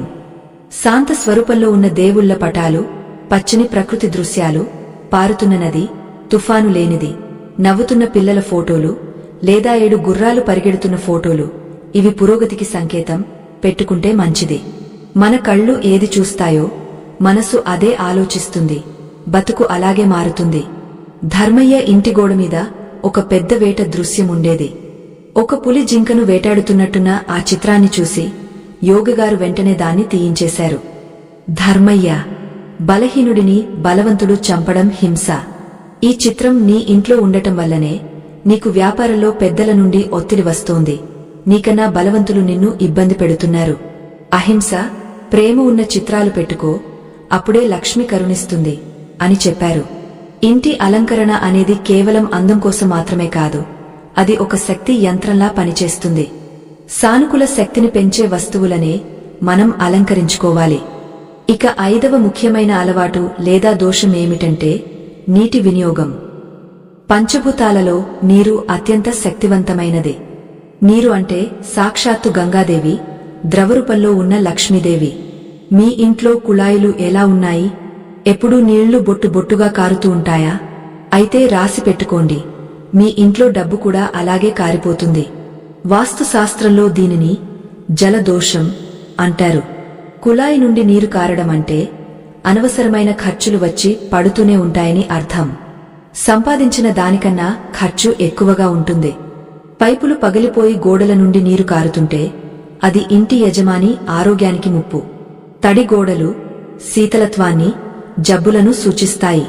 చాలామంది బ్రష్ చేసేటప్పుడు ముఖం కడుక్కునేటప్పుడు కుళాయిని పూర్తిగా తిప్పేసి నీళ్లు వృధాగా పోతున్నా పట్టించుకోరు. నీటిని వృధా చేయడం అంటే లక్ష్మిని వృధా చేయడమే. నీటిని ఎంత పొదుపుగా, ఎంత గౌరవంగా వాడుకుంటామో మన బ్యాంకు బ్యాలెన్స్ అంత పదిలంగా ఉంటుంది. అలాగే ఇంట్లో ఓవర్ హెడ్ ట్యాంక్ నిండిపోయి నీళ్లు బయటకు పొర్లుతుంటే అది కూడా శుభసూచకం కాదు. పొర్లితే మంచిదే కదా అని కొందరు అనుకుంటారు. పాలు పొర్లితే మంచిది కాని నీళ్లు వృధాగా పొర్లిపోతే మంచిది కాదు. అది ధన నష్టాన్ని సూచిస్తుంది. నీటిని ఎప్పుడూ స్వచ్ఛంగా ఉంచాలి. తాగునీటిని ఉంచే బిందెలు, పాత్రలు ఎప్పుడూ కడిగా శుభ్రంగా ఉంచుకోవాలి. నీటిపై నాచు పేరుకుపోవడం, దుమ్ము చేరడం జరిగితే ఆ ఇంట్లో అప్పులు పెరుగుతాయి. మనం నీటి గురించి మాట్లాడుకుంటున్నాం కాబట్టి బాత్రూం తలుపుల గురించి కూడా చెప్పుకోవాలి. చాలా ఇళ్లలో బాత్రూం తలుపులు ఎప్పుడూ బార్లా తెరిచి ఉంచుతారు. బాత్రూం అనేది విసర్జన ప్రదేశం. అక్కడ నుండి వచ్చేది అంతా ప్రతికూల శక్తే. బాత్రూం తలుపు తెరిచి ఉంచితే ఆ నెగటివ్ ఎనర్జీ ఇల్లంతా వ్యాపించి ఇంట్లోని సానుకూల శక్తిని కలుషితం చేస్తుంది. బాడుగకు ఉన్న ఇళ్లలో కొన్నిసార్లు బాత్రూం సరిగా వంటగదికి ఎదురుగానో లేదా దేవుడి గదికి దగ్గరగానో ఉంటుంది. అలాంటప్పుడు తలుపు వేసి ఉంచకపోతే ఘోరమైన వాస్తు దోషం కలుగుతుంది. బాత్రూం తలుపు ఎప్పుడు వేసి ఉంచాలి. వీలైతే బాత్రూంలో ఒక చిన్న గిన్నెలో కల్లు ఉప్పు పోసి పెట్టాలి. ఉప్పు అక్కడ ఉన్న నెగటివ్ ఎనర్జీని లాగేసుకుంటుంది. వారం వారం ఆ ఉప్పును మార్చేస్తూ ఉండాలి. ఆ ఉప్పును టాయిలెట్లో వేసి ఫ్లష్ చేయాలి, బయట పారేయకూడదు. మన ఇంట్లో సంపదకు మూల కేంద్రం పూజగది. మనం దేవుడిని కొలిచే స్థానం. కాని ఈ పూజగదిలోనే మనం తెలిసి తెలియక చేసే కొన్ని తప్పులు లక్ష్మీదేవికి ఆగ్రహం తెప్పిస్తాయి. అందులో మొదటిది నిర్మాల్యం. అంటే నిన్నటి పూలు. చాలామంది బద్ధకంతో నిన్నటి పూలను దేవుడి పటాలకు అలాగే ఉంచి ఈరోజు కొత్త పూలు పెడతారు. వాడిపోయిన, ఎండిపోయిన పూలు శవంతో సమానం. వాటిలో ప్రాణశక్తి ఉండదు. ఎండిన పూలను వెంటనే తీసివేయాలి. వాటిని చెత్తబుట్టలో కాకుండా ఏదైనా మొక్క మొదట్లో లేదా ప్రవహించే నీటిలో వేయాలి. దేవుడి గదిలో దుమ్ము, ధూళి ఉండకూడదు. దేవుడి ఫోటోల మీద బూజు పట్టకూడదు. ముఖ్యంగా దీపారాధన కుందులు జిడ్డుగా, మసిపట్టి ఉండకూడదు. కుందులను రోజు కాకపోయినా కనీసం వారానికి 2 సార్లైనా శుభ్రం చేయాలి. నల్లగా మసిపట్టిన కుందుల్లో దీపం పెడితే అది వెలుగును ఇవ్వదు సరికదా, చీకటిని, అజ్ఞానాన్ని పెంచుతుంది. ఇలాంటి చిన్న చిన్న మార్పులే మన జీవితాన్ని గొప్పగా మారుస్తాయి. భక్తి అంటే కేవలం పూజ చేయడం కాదు, మనముండే పరిసరాలను పవిత్రంగా ఉంచుకోవడం కూడా భక్తే. ఈ విషయాలు మీకు నచ్చినట్లయితే మన సంప్రదాయాలను గౌరవించే ప్రతి ఒక్కరూ ఈ వీడియోను లైక్ చేసి మీ ఆత్మీయులకు షేర్ చేయండి. మీ చిన్ని మద్దతు మాకు కొండంత బలం. ఇక పూజగదిలో మరొక ముఖ్యమైన విషయం అగరుబత్తులు. అగరుబత్తులు వెలిగించిన తర్వాత రాలిన బూడిదను అక్కడే కుప్పగా వదిలేయకూడదు. ఆ బూడిదను ఎప్పటికప్పుడు శుభ్రం చేయాలి. అలాగే సగం కాలిన అగ్గపుల్లలను దేవుడి పటాల వెనుక లేదా కుందుల పక్కన పడేయకూడదు. ఇది చాలా దరిద్రపు అలవాటు. అగ్గపుల్ల అంటే అగ్ని. కాలిన అగ్గపుల్ల అంటే మృత అగ్ని. అది దేవుడి గదిలో ఉండటం అరిష్టం. మరో ముఖ్యమైన నియమం, దేవుడి గదిలో చిల్లర డబ్బులను, ముఖ్యంగా తుప్పు పట్టిన నాణేలను పెట్టకూడదు. కొంతమంది హుండీ పేరుతో చిల్లరను పోగు చేస్తుంటారు. కాని అది పవిత్రంగా ఉండాలి తప్ప దుమ్ము పట్టి ఉండకూడదు. అన్నింటికన్నా ముఖ్యమైన సందేహం చాలామందికి ఉంటుంది, మా పితృదేవతల, చనిపోయిన పెద్దల ఫోటోలు దేవుడి గదిలో పెట్టవచ్చా అని. ఇది చాలా సున్నితమైన మరియు గంభీరమైన విషయం.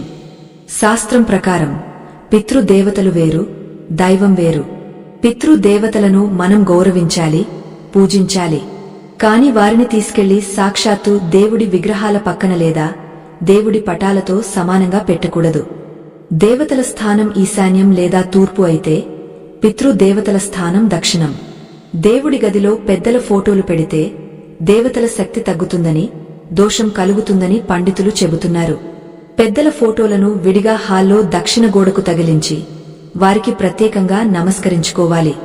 అంతేకాని రాముడి ఫోటో పక్కన తాతగారి ఫోటో పెట్టి ఇద్దరికీ ఒకే హారతి ఇవ్వకూడదు. దీనివల్ల వంశాభివృద్ధి ఆగపోతుంది, ఇంట్లో శుభకార్యాలు జరగడం ఆలస్యం అవుతుంది. ధర్మయ్య పూజ గదిలో కూడా ఇదే తప్పు జరిగింది.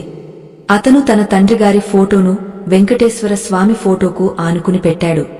యోగగారు అది చూసి, నాయనా ధర్మయ్య, మీ నాన్నగారు నీకు దైవ సమానులే కావచ్చు, కాని సాక్షాత్తు దైవం కాదు. మనిషి వేరు, దైవ శక్తి వేరు. ఆ ఫోటోను వేరే చోట గౌరవంగా పెట్టు. దేవుడి గదిలో కేవలం దైవ చింతన మాత్రమే ఉండాలి. మరణించిన వారి జ్ఞాపకాలు అక్కడ ఉంటే మనసులో వైరాగ్యం కలుగుతుంది కాని భక్తి కుదరదు అని వివరించారు. పూజగది ఎప్పుడూ ప్రశాంతంగా, సుగంధ భరితంగా ఉండాలి. అక్కడ అనవసరమైన సామాన్లు, పాత పుస్తకాలు, ఇన్సూరెన్స్ కాగితాలు దాచకూడదు. అది స్టోర్ రూమ్ కాదు, పవర్ హౌస్. ఇక ఇంటి పైకప్పు విషయానికి వస్తే మనం తరచుగా చూడని ప్రదేశమది. కాని అక్కడే శని దాగ ఉంటాడు. అదే సాలిడు గూళ్ళు. ఇంటి మూలల్లో పైకప్పుకు సాలిడు గూళ్ళు కడితే అది లక్ష్మీదేవికి పరమ అసహ్యం. సాలిడుగూడు కట్టడమంటే ఆ ఇంట్లో పనులు ముందుకు సాగవని, ఎక్కడికక్కడ చిక్కుల్లో పడిపోతాయని సంకేతం. రాహు గ్రహ ప్రభావం సాలిడు గూళ్ల రూపంలో ఉంటుంది. మీ ఇంట్లో ఎక్కడైనా సాలిడుగూడు కనిపిస్తే వెంటనే దాన్ని శుభ్రం చేయండి. ఆదివారం చేద్దాంలే అని వాయిదా వేయకండి. అది ఉన్నంతసేపు మీ ఆలోచనలు గందరగోళంగా ఉంటాయి. అలాగే పావురాళ్లుగూడు కట్టడం కూడా కొందరు అరిష్టంగా భావిస్తారు. పావురం శాంతికి చిహ్నమే కాని అది ఇంట్లో గూడు కట్టి రెట్టలు వేస్తుంటే ఆ ప్రదేశం అపవిత్రం అవుతుంది, దుర్గంధం వస్తుంది. లక్ష్మీదేవి సువాసన ఉన్నచోటే ఉంటుంది అని మర్చిపోకండి. ఇంకొక విషయం, గోడలకు బీటలు రావడం. ఇంటి గోడలకు పగుళ్లు వస్తే వెంటనే మరమ్మత్తు చేయించాలి. పగుళ్లు అనేవి ఇంటి బలాన్ని తగ్గించడమే కాదు, కుటుంబ సంబంధాల్లో పగుళ్లకు కూడా సంకేతం. విరిగిన గోడల మధ్య నివసించడమంటే ప్రమాదపు అంచున జీవించడమే. రంగు వెలసిపోయిన గోడలు, పెచ్చులు ఊడిపోతున్న గోడలు దారిద్ర్యానికి ఆనవాళ్లు. ఇంటికి రంగులు వేయడం అంటే కేవలం అందం కోసం కాదు, ఇంటికి కొత్త శక్తిని ఇవ్వడం. కనీసం పండుగ సమయంలోనైనా ఇంటిని శుభ్రం చేసి వెల్లలు వేయడం అందుకే మన సంప్రదాయంలో భాగమైంది. ఇప్పటివరకు మనం ఇల్లు, వస్తువులు, అలంకరణ గురించి చెప్పుకున్నాం. కాని మనిషి నిద్రించే దిశ, తలపెట్టే దిశ మన తలరాతను ఎలా మారుస్తుందో తెలుసా? మనం రోజులో 3వ వంతు నిద్రపోతాం. ఆ నిద్రపోయే సమయంలో మనం ఏ దిశలో తలపెడుతున్నాం అనేది మన ఆరోగ్యాన్ని, ఐశ్వర్యాన్ని నిర్ణయిస్తుంది. తప్పు దిశలో తలపెట్టి పడుకుంటే మృత్యువును కోరి తెచ్చుకున్నట్టే. అంతేకాకుండా నిద్రించే ముందు మీ మంచం దగ్గర ఒక చిన్న వస్తువును పెట్టుకోవడం వల్ల పీడకలలు రాకుండా లక్ష్మీ కటాక్షం కలుగుతుంది. ఆ రహస్యమేమిటి?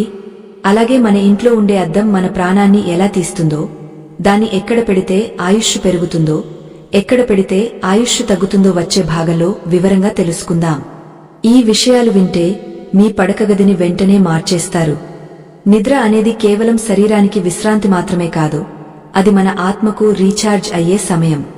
అటువంటి సమయంలో మనం తలపెట్టే దిశ మన తలరాతను పూర్తిగా మార్చేస్తుంది. శాస్త్రం ప్రకారం ఎట్టి పరిస్థితుల్లోనూ ఉత్తరం వైపు తలపెట్టి పడుకోకూడదు. ఇది కఠినమైన నియమం. ఎందుకంటే భూమికి ఒక అయస్కాంత క్షేత్రం ఉంటుంది. భూమి యొక్క ఉత్తర ధ్రువం మరియు మన శరీరంలోని తల భాగం, ఇది కూడా ఉత్తర ధ్రువంతో సమానం. ఒకే దిశలో ఉంటే వికర్షణ జరుగుతుంది. దీనివల్ల రక్త ప్రసరణలో మార్పులు వచ్చి మెదడుపై తీవ్రమైన ఒత్తిడి పడుతుంది. ఉత్తరం వైపు తలపెట్టి పడుకుంటే పీడకలలు వస్తాయి, నిద్ర సరిగా పట్టదు, ఉదయం లేవగానే అలసటగా అనిపిస్తుంది. దీర్ఘకాలంలో ఇది గుండె జబ్బులకు, మానసిక సమస్యలకు దారితీస్తుంది. పురాణాల ప్రకారం కూడా వినాయకుడికి ఏనుగు తల అతికించడానికి ఉత్తరం వైపు తలపెట్టి పడుకున్న ఏనుగునే ఎంచుకున్నారు. అంటే ఉత్తరం వైపు తలపెట్టి పడుకోవడం మృత్యువుకు సంకేతం. చనిపోయిన వారిని మాత్రమే ఉత్తరం వైపు తలపెట్టి ఉంచుతారు. బతికున్నవారు ఎప్పుడూ దక్షిణం వైపు తలపెట్టి పడుకోవాలి. దక్షిణం యమధర్మరాజు దిశ అయినప్పటికీ నిద్రకు మాత్రం ఇది అత్యుత్తమమైన దిశ. దక్షిణం వైపు తలపెట్టి పడుకుంటే భూమి అయస్కాంత శక్తి మన శరీరానికి అనుకూలంగా మారి మంచి ఆరోగ్యాన్ని, దీర్ఘాయువును ఇస్తుంది. ఒకవేళ దక్షిణం కుదరకపోతే తూర్పు వైపు తలపెట్టి పడుకోవచ్చు. తూర్పున తలపెట్టి పడుకోవడం వల్ల జ్ఞాపకశక్తి పెరుగుతుంది. విద్యార్థులకు ఇది చాలా మంచిది. పడమర వైపు పర్వాలేదు కాని ఉత్తరం మాత్రం ప్రాణాంతకం. ధర్మయ్య తన పడకగదిలో మంచాన్ని మార్చాడు. ఇంతకాలం తెలియక ఉత్తరం వైపు తలపెట్టి పడుకోవడం వల్లనే తన భార్యకు తరచుగా తలనొప్పులు, మనశ్శాంతి లేకపోవడం జరుగుతోందని గ్రహించాడు. యోగిగారి సలహా మేరకు మంచాన్ని దక్షిణం వైపు తల వచ్చేలా మార్చుకున్నాడు. ఇది జరిగిన కొన్ని రోజుల్లోనే వారికి నిద్రలేమి సమస్య తీరిపోయింది. నిద్ర బాగుంటే మనసు బాగుంటుంది, మనసు బాగుంటే పనులు సజావుగా సాగుతాయి. ఇక అద్దం గురించి ముందు భాగంలో చెప్పుకున్నాం. పడక గదిలో అద్దం ఉండకూడదు. ఒకవేళ డ్రెస్సింగ్ టేబుల్ తప్పనిసరిగా బెడ్రూంలోనే ఉండాల్సి వస్తే ఆ అద్దంలో పడుకున్న వారి శరీరం కనిపించకూడదు. నిద్రపోతున్నప్పుడు మన శరీరం నుండి కొంత శక్తి బయటకు విడుదల అవుతుంది. ఆ శక్తి అద్దంలో ప్రతిఫలించి తిరిగా మనమీదే పడుతుంది. దీనివల్ల ఉదయం లేచేసరికి శరీరం నొప్పులుగా ఉంటుంది. అలాగే భార్యాభర్తలు పడుకున్నప్పుడు వారి ప్రతిబింబం అద్దంలో కనిపిస్తే వారి మధ్య మూడో వ్యక్తి ప్రవేశించే అవకాశం ఉంటుందని, అక్రమ సంబంధాలకు లేదా అపోహలకు దారితీస్తుందని వాస్తుశాస్త్రం హెచ్చరిస్తోంది. దీనికి పరిహారం ఏమిటంటే, రాత్రి పడుకునే ముందు ఆ అద్దం మీద ఒక మందపాటి వస్త్రాన్ని కప్పి ఉంచాలి. పడుకున్నప్పుడు అద్దం మనల్ని చూడకూడదు, మనం అద్దాన్ని చూడకూడదు. నిద్రించే ముందు లక్ష్మీ కటాక్షం కోసం చేయాల్సిన చిన్న పని ఒకటి ఉంది. ఒక రాగపాత్రలో, చెంబులో నీళ్లు తీసుకుని మంచం పక్కన పెట్టుకుని పడుకోవాలి. ఉదయం లేచాక ఆ నీటిని ఏదైనా మొక్కలో పోయాలి. రాత్రంతా మన చుట్టూ తిరిగే దుష్ట శక్తులను, పీడకలలను ఆ నీరు లాగేసుకుంటుంది. లేదా ఒక చిన్న గిన్నెలో కల్లు ఉప్పు వేసి మంచం కింద లేదా మంచం పక్కన పెట్టుకున్నా కూడా అది నెగటివ్ ఎనర్జీని గ్రహిస్తుంది. దీనివల్ల ప్రశాంతమైన నిద్రతో పాటు ఆత్మవిశ్వాసం పెరుగుతుంది. ఇక లక్ష్మీదేవికి కోపం తెప్పించే మరో అలవాటు రాత్రిపూట బట్టలు బయట ఆరవేయడం. చాలామంది సాయంత్రం ఉతికిన బట్టలను లేదా పగలు ఆరవేసిన బట్టలను మర్చిపోయి రాత్రంతా ఆరుబయట దండె మీద అలాగే వదిలేస్తారు. ఇది చాలా ప్రమాదకరమైన అలవాటు. రాత్రి సమయం నిశాచరులది. గాలిలో అనేక రకాల ప్రతికూల శక్తులు సంచరిస్తుంటాయి. ఆ శక్తులు తడి బట్టలకు లేదా బయట ఉన్న బట్టలకు త్వరగా ఆకర్షితమవుతాయి. ఆ బట్టలను మరుసటి రోజు మనం వేసుకున్నప్పుడు ఆ నెగటివ్ ఎనర్జీ మన శరీరంలోకి ప్రవేశిస్తుంది. దీనివల్ల అకారణ భయం, అనారోగ్యం, చికాకు కలుగుతాయి. మన పెద్దలు సూర్యాస్తమయంలోపే బట్టలు ఇంట్లోకి తెచ్చేసుకోవాలని ఎందుకు చెప్పారో ఇప్పుడు అర్థమైందా? చంద్రుని వెన్నెల బట్టలపై పడితే మంచిదే కదా అనుకుంటారు కొందరు. కాని అమావాస్య ప్రభావం లేదా దుష్ట గ్రహాల ప్రభావం కూడా పడే అవకాశముంటుంది. కాబట్టి రాత్రిపూట బట్టలు బయట ఉంచకపోవడమే ఉత్తమం. మరొక దురలవాటు కాలు ఊపడం. కూర్చున్నప్పుడు కాళ్లు ఊపడం చాలామందికి అలవాటు. కుర్చీలో కూర్చున్నా, సోఫాలో కూర్చున్నా కాళ్లు ఆడిస్తూనే ఉంటారు. కాళ్లు ఊపితే కాసుల గలగలపోతుంది అని సామెత. పురాణాల ప్రకారం మనం స్థిరంగా కూర్చున్నప్పుడు మన మూలాధార చక్రం భూమితో అనుసంధానమై ఉంటుంది. ఎప్పుడైతే కాళ్లు ఊపుతామో ఆ శక్తి సంబంధం తెగపోతుంది. ఇది అస్థిరతకు సంకేతం. కాళ్లు ఊపడం అంటే ఉన్న సంపదను తన్నేయడమే. ముఖ్యంగా ఇంట్లో పెద్దలు ఎదురుగా ఉన్నప్పుడు లేదా ఏదైనా ముఖ్యమైన పని మాట్లాడుతున్నప్పుడు కాళ్లు ఊపితే ఆ పని చెడిపోతుంది. గర్భిణీ స్త్రీలు అస్సలు కాళ్లు ఊపకూడదు. ఇది పుట్టబోయే బిడ్డ నాడీ వ్యవస్థపై ప్రభావం చూపుతుంది. ధర్మయ్యకు కూడా వ్యాపారంలో కూర్చున్నప్పుడు కాళ్లు ఊపే అలవాటు ఉండేది. యోగగారు అది చూసి, ధర్మయ్య, నువ్వు ఎంత సంపాదించినా అది నిలవకపోవడానికి కారణం నీ కాళ్లే. నువ్వు కూర్చున్న చోట లక్ష్మిని కుదురుగా ఉండనివ్వకుండా నీ కాళ్లతో ఆమెను భయపెట్టి పంపిస్తున్నావు. స్థిరత్వం లేని చోట సంపద ఉండదు అని మందలించారు. అప్పటినుండి ధర్మయ్య ఆ అలవాటు మానుకున్నాడు. అలాగే రాత్రిపూట ఈల వేయడం. సినిమా పాటలో సంతోషంలోనూ రాత్రిపూట ఈలలు వేస్తుంటారు. పగలు ఈల వేస్తే పర్వాలేదు కాని రాత్రిపూట ఈల వేయడం అంటే పాములను, క్షుద్ర శక్తులను పిలవడమే. ఈల శబ్దం నిశ్శబ్దంగా ఉన్న రాత్రి వేళలో ఒక రకమైన ప్రకంపనలు సృష్టిస్తుంది. అది మంచి శక్తులకు ఇబ్బంది కలిగిస్తుంది. ఇంట్లో ఈల వేస్తే లక్ష్మీదేవికి శిరోభారం కలుగుతుందని, ఆమె ఆ ఇంటిని విడిచి వెళ్లిపోతుందని ఒక నమ్మకం. మన చేతిలో ఉండే ధన సంచి గురించి కూడా ప్రత్యేక శ్రద్ధ తీసుకోవాలి. జేబులో ఉండే పర్సు లక్ష్మీదేవికి చిన్న ఆలయం లాంటిది. అందులో మనం డబ్బుతో పాటు ఏవేవో పెడుతుంటాం. పాత బస్సు టికెట్లు, సినిమా టికెట్లు, సరుకుల లిస్టులు, మెడికల్ షాపు బిల్లులు, చాక్లెట్ కవర్లు, ఇలా చెత్త అంతా పర్సులో నింపేస్తాం. పర్సులో చిత్తు కాగితాలుంటే డబ్బు కూడా చిత్తు కాగితంలాగే ఖర్చయిపోతుంది. పర్సు ఎప్పుడూ శుభ్రంగా ఉండాలి. చిరిగిన పర్సును వాడకూడదు. చిరిగిన పర్సు అంటే చిల్లు పడ్డకుండ లాంటిది. ఎంత నీరు పోసినా నిలవదు. అలాగే పర్సులో దేవుడి ఫోటోలు పెట్టుకుంటారు కొందరు. అది మంచిదే, కాని పర్సును మనం వెనుక జేబులో పెట్టుకుని దానిమీద కూర్చుంటాం. సాక్షాత్తు దేవుడి ఫోటో మీద కూర్చోవడం ఎంత పాపం? ఆలోచించండి. దేవుడి ఫోటోలు పర్సులో ఉంటే ఆ పర్సును పై జేబులో లేదా చేతిలో మాత్రమే ఉంచుకోవాలి. వెనుక జేబులో పెట్టకూడదు. మరి పర్సులో ఏం పెట్టుకుంటే డబ్బు కలుస్తుంది? పర్సులో ఒక చిన్న వెండి నాణెం లేదా గోమతి చక్రం లేదా కొన్ని అక్షింతలు లేదా మర్రి ఆకు పెట్టుకుంటే ధనాకర్షణ జరుగుతుంది. అలాగే ఎప్పుడు పర్సును పూర్తిగా ఖాళీ చేయకూడదు. అయిపోయింది అనే భావన రాకూడదు. కనీసం ₹1 పర్సులో ఎప్పుడూ ఉండాలి. డబ్బును తీసేటప్పుడు పెట్టేటప్పుడు గౌరవంగా చూడాలి. కరెన్సీ నోట్లను నలిపేయకూడదు. నోట్లను ఉమ్మి రాసి లెక్క పెట్టకూడదు. ఇది చాలా అసహ్యమైన మరియు దరిద్రపు అలవాటు. లక్ష్మీదేవికి ఉమ్మి అంటించడం అంటే ఆమెను అవమానించడమే. నోట్లపై ఉన్న క్రిములు నోట్లోకి వెళ్తాయి. పైగా అది అపవిత్రం. తడి స్పాంజిని వాడాలి లేదా పొడి చేత్తోనే లెక్కపెట్టడం నేర్చుకోవాలి. ధర్మయ్య ఇప్పుడు పూర్తిగా మారిపోయాడు.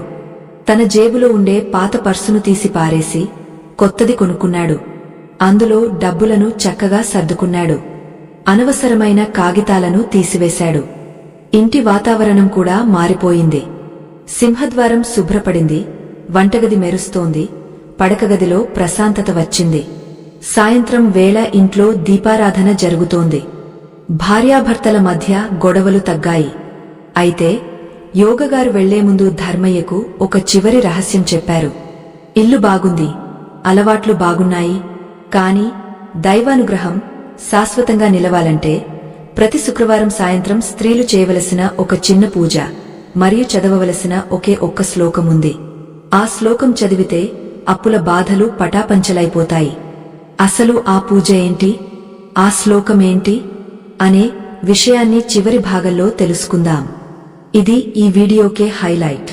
అంతేకాకుండా ఇన్ని తప్పులు ఇన్నాళ్లుగా చేశాం కదా, మరి ఆ పాపం పోవాలంటే ఏం చేయాలి? దానికి ప్రాయశ్చిత్తముందా అని మీకు సందేహం రావచ్చు. ఖచ్చితంగా ఉంది. మన ఋషులు దానికి కూడా మార్గం చూపించారు. మన ఇంట్లో ఉండే ఉప్పుతో చేసే ఒక చిన్న పరిహారం మన ఇంటిని పట్టి పీడిస్తున్న దిష్టిని, నరదోషను ఒక్క రోజులో పోగొడుతుంది. ఆ పరిహారం ఎలా చేయాలో, అద్భుతమైన శక్తివంతమైన శ్లోకం ఏమిటో తెలిస్తే మీ జన్మ ధన్యమవుతుంది. ఇంకొక చిన్న విషయం, మీ అందరికీ ఈ విషయాలు ఎంతగానో ఉపయోగపడుతున్నాయని ఆశిస్తున్నాను. ఇంత మంచి సమాచారాన్ని సేకరించి మీ ముందుకు తీసుకురావడానికి మేము పడే కష్టానికి మీ ఆదరణే మాకు బహుమతి. దయచేసి ఈ వీడియోను లైక్ చేయడం మర్చిపోకండి. మీ లైక్ మాకు ఎంతో విలువైనది. ఇక ధర్మయ్య ఇంటికి పట్టిన దరిద్రం వదిలిందా? వారు మళ్లీ పూర్వ వైభవాన్ని పొందారా అనేది మనం చివరగా చూద్దాం. లక్ష్మీదేవి ఎవరిని కటాక్షిస్తుందో, ఎవరిని శిక్షిస్తుందో నిర్ణయించేది మన ప్రవర్తనే. మనం మారితే మన రాత మారుతుంది. చివరిగా ఒక ముఖ్యమైన హెచ్చరిక. చాలామంది దేవుడి గదిలో అగరబత్తులు వెలిగించి ఆ స్టాండ్ను బూడిదతో నిండిపోయేలా వదిలేస్తారు. ఇది మంచిది కాదు అని చెప్పుకున్నాం. అలాగే దేవుడికి పెట్టిన నైవేద్యం విషయంలో కూడా చాలామంది తప్పులు చేస్తుంటారు. నైవేద్యం పెట్టి గంటల తరబడి దేవుడి దగ్గరే ఉంచేస్తారు. దేవుడు తింటాడులే అని కాదు, దేవుడికి చూపించి కాసేపటి తర్వాత ఆ ప్రసాదాన్ని మనం స్వీకరించాలి. ఎక్కువసేపు ఉంచితే అది పాడైపోతుంది, చీమలు పడతాయి. అలా జరగకూడదు. దేవుడికి నివేదన చేసిన వెంటనే అది ప్రసాదంగా మారుతుంది. దానిని భక్తితో కళ్ళకద్దుకుని తినాలి, అందరికీ పంచాలి. మనం తినకుండా వదిలేస్తే అది కూడా అగౌరవమే. ఇప్పుడు మనం కథనంలో అత్యంత కీలకమైన ఘట్టానికి చేరుకున్నాం. అన్ని వాస్తు దోషాలు సరిచేసుకున్నాక, మానసిక అలవాట్లు మార్చుకున్నాక, చివరిగా చేయవలసిన లక్ష్మీ ఆవాహన ఎలా చేయాలి? ఇంట్లో డబ్బు ఎప్పుడు నిండుగా ఉండాలంటే బీరువాలో ఉంచవలసిన ఆ రహస్య వస్తువు ఏమిటి అనే విషయాలతో ఈ వీడియోను ముగిద్దాం. ఈ చివరి భాగం మిస్ అయితే ఇప్పటివరకు విన్నదంతా వృధానే. ఎందుకంటే ఫలశ్రుతి లేని పూజ ఫలితాన్ని ఇవ్వదు. కాబట్టి ఆ చివరి విశేషాలు ఇప్పుడు తెలుసుకుందాం. ప్రేక్షక మహాశయులారా, మనం వీడియోలో అత్యంత ముఖ్యమైన శక్తివంతమైన ఘట్టానికి చేరుకున్నాం. ఇల్లు శుభ్రంగా ఉంది, అలవాట్లు మారాయి, మనసు ప్రశాంతంగా ఉంది. ఇప్పుడు మన ఇంట్లోని దారిద్ర్యాన్ని, నరఘోషను పారద్రోలి సిరి సంపదలను ఆహ్వానించే ఆ అంతిమ రహస్యాలు ఏమిటో తెలుసుకుందాం. మొదటగా దిష్టి మరియు నరఘోష నివారణ. ఎంత సంపాదించినా ఏదో ఒక రూపంలో ఖర్చైపోవడం, ఇంట్లో అకారణంగా అనారోగ్యాలు రావడం చాలామందికి అనుభవమే. దీనికి ప్రధాన కారణం నరుడి కన్ను. నరుడి కంటికి నల్లరాయి కూడా పగులుతుంది అని సామెత. మన ఎదుగుదలను చూసి ఓర్వలేని వారి చూపు మన ఇంటి మీద పడినప్పుడు ఆ ఇంటి చుట్టూ ఒక ప్రతికూల వలయం ఏర్పడుతుంది. లక్ష్మీదేవి ఆ వలయాన్ని దాటి లోపలికి రాలేదు. దీనిని ఛేదించడానికి మన పెద్దలు చెప్పిన అద్భుతమైన ఆయుధం కల్లు ఉప్పు. సముద్ర మథనంలో లక్ష్మీదేవితో పాటు పుట్టింది ఉప్పు. అందుకే ఉప్పును లక్ష్మీ సోదరుడిగా భావిస్తారు. ప్రతి శుక్రవారం లేదా మంగళవారం నాడు ఇంటిని తుడిచే నీటిలో గుప్పెడు కల్లు ఉప్పు, చిటికెడు పసుపు వేసి ఇల్లంతా తుడవాలి. ఉప్పుకు ఉన్న సహజమైన గుణమేమిటంటే అది వాతావరణంలో ఉన్న విషాన్ని, నెగటివ్ ఎనర్జీని లాగేసుకుంటుంది. పసుపు క్రిములను చంపుతుంది. ఇలా ఉప్పు నీటితో ఇల్లు తుడిచిన తర్వాత సాంబ్రాణి ధూపం వేస్తే ఆ ఇంట్లో ఉన్న దెయ్యం లాంటి దరిద్రం పారిపోతుంది. అలాగే బాత్రూంలో ఒక గాజు గ్లాసులో లేదా పింగాణీ కప్పులో కల్లు ఉప్పు పోసి ఒక మూల ఉంచాలి. బాత్రూం అనేది రాహు స్థానం అని చెప్పుకున్నాం. అక్కడ చేరే దుష్ట శక్తులను ఆ ఉప్పు గ్రహిస్తుంది. అయితే గుర్తుంచుకోండి, ఈ ఉప్పును వారం వారం మార్చాలి. పాత ఉప్పును ఎట్టి పరిస్థితుల్లోనూ చేత్తో తాకకూడదు. దాన్ని నేరుగా టాయిలెట్లో వేసి ఫ్లష్ చేయాలి. ఆ ఉప్పు రంగు మారితే మీ ఇంట్లో ఎక్కువ నెగటివ్ ఎనర్జీ ఉందని అర్థం. ఇది చాలా సులభమైన కానీ అత్యంత ప్రభావవంతమైన పరిహారం. ఇక రెండవది బీరువా రహస్యం. డబ్బు దాచే బీరువా కుబేర స్థానం. బీరువాలో డబ్బు ఎప్పుడు వృద్ధి చెందాలంటే అక్కడ సుగంధముండాలి. లక్ష్మీదేవి సుగంధ ప్రియురాలు.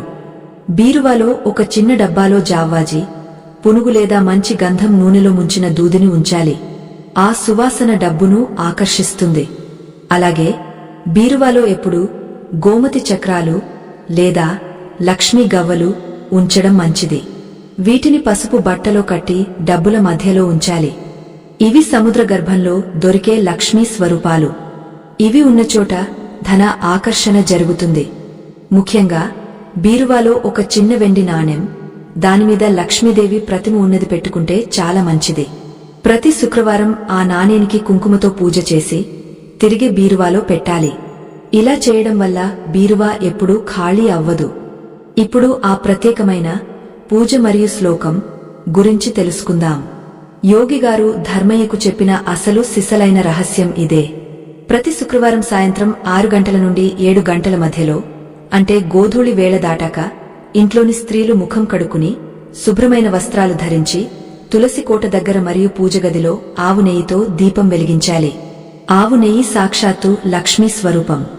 నువ్వుల నూనె శని ప్రభావం పోవడానికి వాడతాం, కాని లక్ష్మి రావాలంటే ఆవు నెయ్యే శ్రేష్టం. దీపం వెలిగించిన తర్వాత సాక్షాత్తు ఆదిశంకరాచార్యుల వారు రచించిన కనకధారా స్తోత్రం చదవాలి లేదా వినాలి. దీని వెనుక ఒక చిన్న కథ ఉంది. పూర్వం ఆదిశంకరులు భిక్షాటనకు వెళ్లినప్పుడు ఒక పేదరాలి ఇంటి ముందు నిలబడి భవతి భిక్షాం దేహి అని అడిగారు. ఆ ఇల్లాలు ఎంత పేదదంటే ఆమె ఇంట్లో తినడానికి గింజ కూడా లేదు. కాని వచ్చిన స్వామివారిని వట్టి చేతులతో పంపలేక ఇల్లంతా వెతికితే దొరికిన ఒకే ఒక్క ఎండిపోయిన ఉసిరికాయను కన్నీళ్లతో స్వామివారి జోలెలో వేసింది. ఆమె త్యాగాన్ని, దారిద్ర్యాన్ని చూసి చలించిపోయిన శంకరులు అక్కడికక్కడే లక్ష్మీదేవిని స్తుతిస్తూ కనకధారా స్తోత్రం ఆసువుగా చెప్పారు. ఆ స్తోత్రం పూర్తి కాగానే ఆకాశం నుండి బంగారు ఉసిరికాయల వర్షం కురిసింది. అంతటి శక్తివంతమైన స్తోత్రం అది. సంస్కృతం రానివారు యూట్యూబ్లో ఈ స్తోత్రాన్ని ప్లే చేసి విన్నా సరే అద్భుతమైన ఫలితాలు ఉంటాయి. ఒకవేళ అది కూడా కుదరకపోతే కనీసం ఈ చిన్న మంత్రాన్ని 11 సార్లు జపించండి. ఓం శ్రీం హ్రీం శ్రీం కమలే కమలాలయే ప్రసిద్ధ ప్రసిద్ధ శ్రీం హ్రీం శ్రీం ఓం మహాలక్ష్మే నమః. ఈ మంత్రం లక్ష్మీదేవి బీజాక్షరాలతో కూడుకున్నది.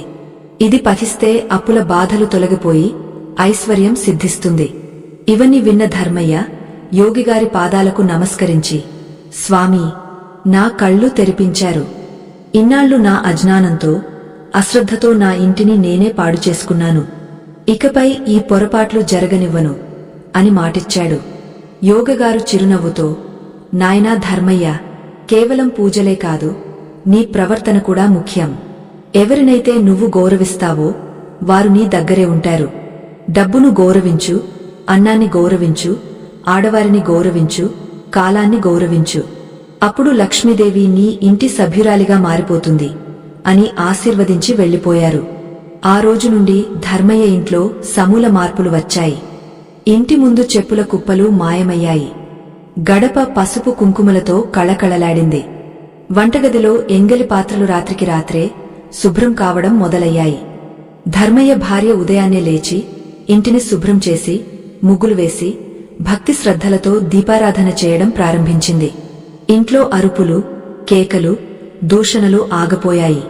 లేదు, రాదు, కష్టం అనే మాటల స్థానంలో శుభం, బాగుంది, ప్రయత్నిద్దాం అనే మంచి మాటలు వచ్చి చేరాయి. సాయంత్రం వేళ టీవీ సీరియల్స్ మోత తగ్గి దైవ నామస్మరణ వినిపించడం మొదలైంది. మొదటి వారం గడిచేసరికి ఇంట్లో ఏదో తెలియని ప్రశాంతత ఆవహించింది. అంతకుముందు ఉన్న ఉక్కపోత, చిరాకు మాయమై చల్లటి గాలి వీస్తున్నట్టు అనిపించింది. నెల తిరిగేసరికి ధర్మయ్య వ్యాపారంలో ఆగిపోయిన బకాయిలు ఒక్కొక్కటిగా వసూలు కావడం మొదలయ్యాయి. అనవసరమైన ఖర్చులు, ఆసుపత్రి ఖర్చులు తగ్గపోయాయి. పిల్లలు చదువులో శ్రద్ధ చూపించడం మొదలుపెట్టారు. 41 రోజులు, ఒక మండలం పూర్తయ్యేసరికి ధర్మయ్య ఇల్లు నిజంగానే ఒక లక్ష్మీ నిలయంగా మారిపోయింది. అప్పుల వాళ్ల నుండి తప్పించుకుని తిరిగిన ధర్మయ్య ఇప్పుడు 10 మందికి సహాయం చేసే స్థాయికి ఎదిగాడు. ఇదంతా ఏదో మ్యాజిక్ వల్ల జరగలేదు. కేవలం వారి అలవాట్లు మారడం వల్ల జరిగింది. అలవాట్లు మారితే ఆలోచనలు మారుతాయి. ఆలోచనలు మారితే ప్రవర్తన మారుతుంది. ప్రవర్తన మారితే తలరాత మారుతుంది. ప్రేక్షక దేవుళ్లారా, ఈ కథలో ధర్మయ్య మరెవరో కాదు, మనలో ప్రతి ఒక్కరూ. మనందరి ఇళ్లలోనూ ఎంతో కొంత అశ్రద్ధ, అజ్ఞానముంటాయి. లక్ష్మీదేవి అంటే కేవలం కట్టల కొద్దీ డబ్బు మాత్రమే కాదు. ఆరోగ్యంగా ఉండటం ఒక లక్ష్మి, ఆరోగ్య లక్ష్మి. కడుపు నిండా అన్నం దొరకడం ఒక లక్ష్మి, ధాన్య లక్ష్మి. పిల్లలు బుద్ధిమంతులుగా ఉండటం ఒక లక్ష్మి, సంతాన లక్ష్మి. ధైర్యంగా బతకడం ఒక లక్ష్మి, ధైర్య లక్ష్మి. మనం చేసే చిన్న చిన్న తప్పుల వల్ల ఈ అష్టైశ్వర్యాలను పోగొట్టుకుంటున్నాం. సింహద్వారం దగ్గర చెప్పులు తీయడం, వంటగదిని శుభ్రంగా ఉంచుకోవడం, గడపను పూజించడం, మంచి మాటలు మాట్లాడటం, ఇవన్నీ చేయడానికి ₹1 కూడా ఖర్చు కాదు. కావాల్సిందల్లా కాస్త శ్రద్ధ, ఓపిక, భక్తి. మనం మన ఇంటిని గౌరవిస్తే ఆ ఇల్లు మనల్ని కాపాడుతుంది. గృహమే కదా స్వర్గసీమ అన్నారు పెద్దలు. మన ఇంటిని మనం స్వర్గంగా మార్చుకుందామా లేక నరకంగా మార్చుకుందామా అన్నది మన చేతుల్లోనే ఉంది. మీరు కూడా ఈరోజే ఒక దృఢ నిశ్చయం తీసుకోండి. ఈ వీడియోలో చెప్పిన 5 ముఖ్యమైన అలవాట్లను ఈ క్షణం నుండే మార్చుకోండి. ఇంటి ముఖద్వారాన్ని, గడపను పవిత్రంగా ఉంచుకోండి. వంటగదిలో ఎంగలి లేకుండా చూసుకోండి. అన్నాన్ని వృధా చేయకండి. సాయంత్రం వేళ నిద్ర, తిండి, గొడవలు మానేయండి. లేదు, రాదు అనే దరిద్రపు మాటలను వదిలేయండి. తలపెట్టే దిశను సరిచూసుకోండి. నిద్రించే ముందు కృతజ్ఞతతో పడుకోండి. ఈ చిన్న మార్పులు చేసి చూడండి. వచ్చే శుక్రవారం నాటికి మీ ఇంట్లో, మీ మనసులో వచ్చే మార్పును మీరే గమనిస్తారు. సమస్యలు ఎంత పెద్దవైనా కావచ్చు, కాని దైవానుగ్రహముంటే అవి మంచులా కరిగిపోతాయి. లక్ష్మీదేవి కరుణా కటాక్షాలు మీ అందరిపై, మీ కుటుంబంపై సదా ఉండాలని, మీ ఇల్లు సిరిసంపదలతో, సుఖసంతోషాలతో తులతుగాలని మనసారా కోరుకుంటున్నాను. ఈ వీడియోలో చెప్పిన విషయాలు మన పూర్వీకులు, ఋషులు అందించిన అపారమైన జ్ఞాన సంపద నుండి సేకరించినవి. ఇవి మూఢనమ్మకాలు కావు, జీవన విధానాలు. ఈ మంచి విషయాలు మీకు నచ్చినట్లయితే ఈ ప్రయత్నాన్ని మెచ్చుకుంటూ ఒక్క లైక్ చేయండి. అది మాకు ఎంతో సంతృప్తిని ఇస్తుంది. అలాగే ఇంతటి ఉపయోగకరమైన సమాచారం మీ స్నేహితులకు, బంధువులకు కూడా చేరాలి కదా. అందుకే ఈ వీడియోను ఖచ్చితంగా షేర్ చేయండి. ఎవరికైనా ఇది ఉపయోగపడితే ఆ పుణ్యం మీకు కూడా దక్కుతుంది. మీకు ఏమైనా సందేహాలు ఉన్నా లేదా మీరు పాటించే మంచి అలవాట్లు ఏమైనా ఉన్నా కింద కామెంట్ రూపంలో తెలియజేయండి.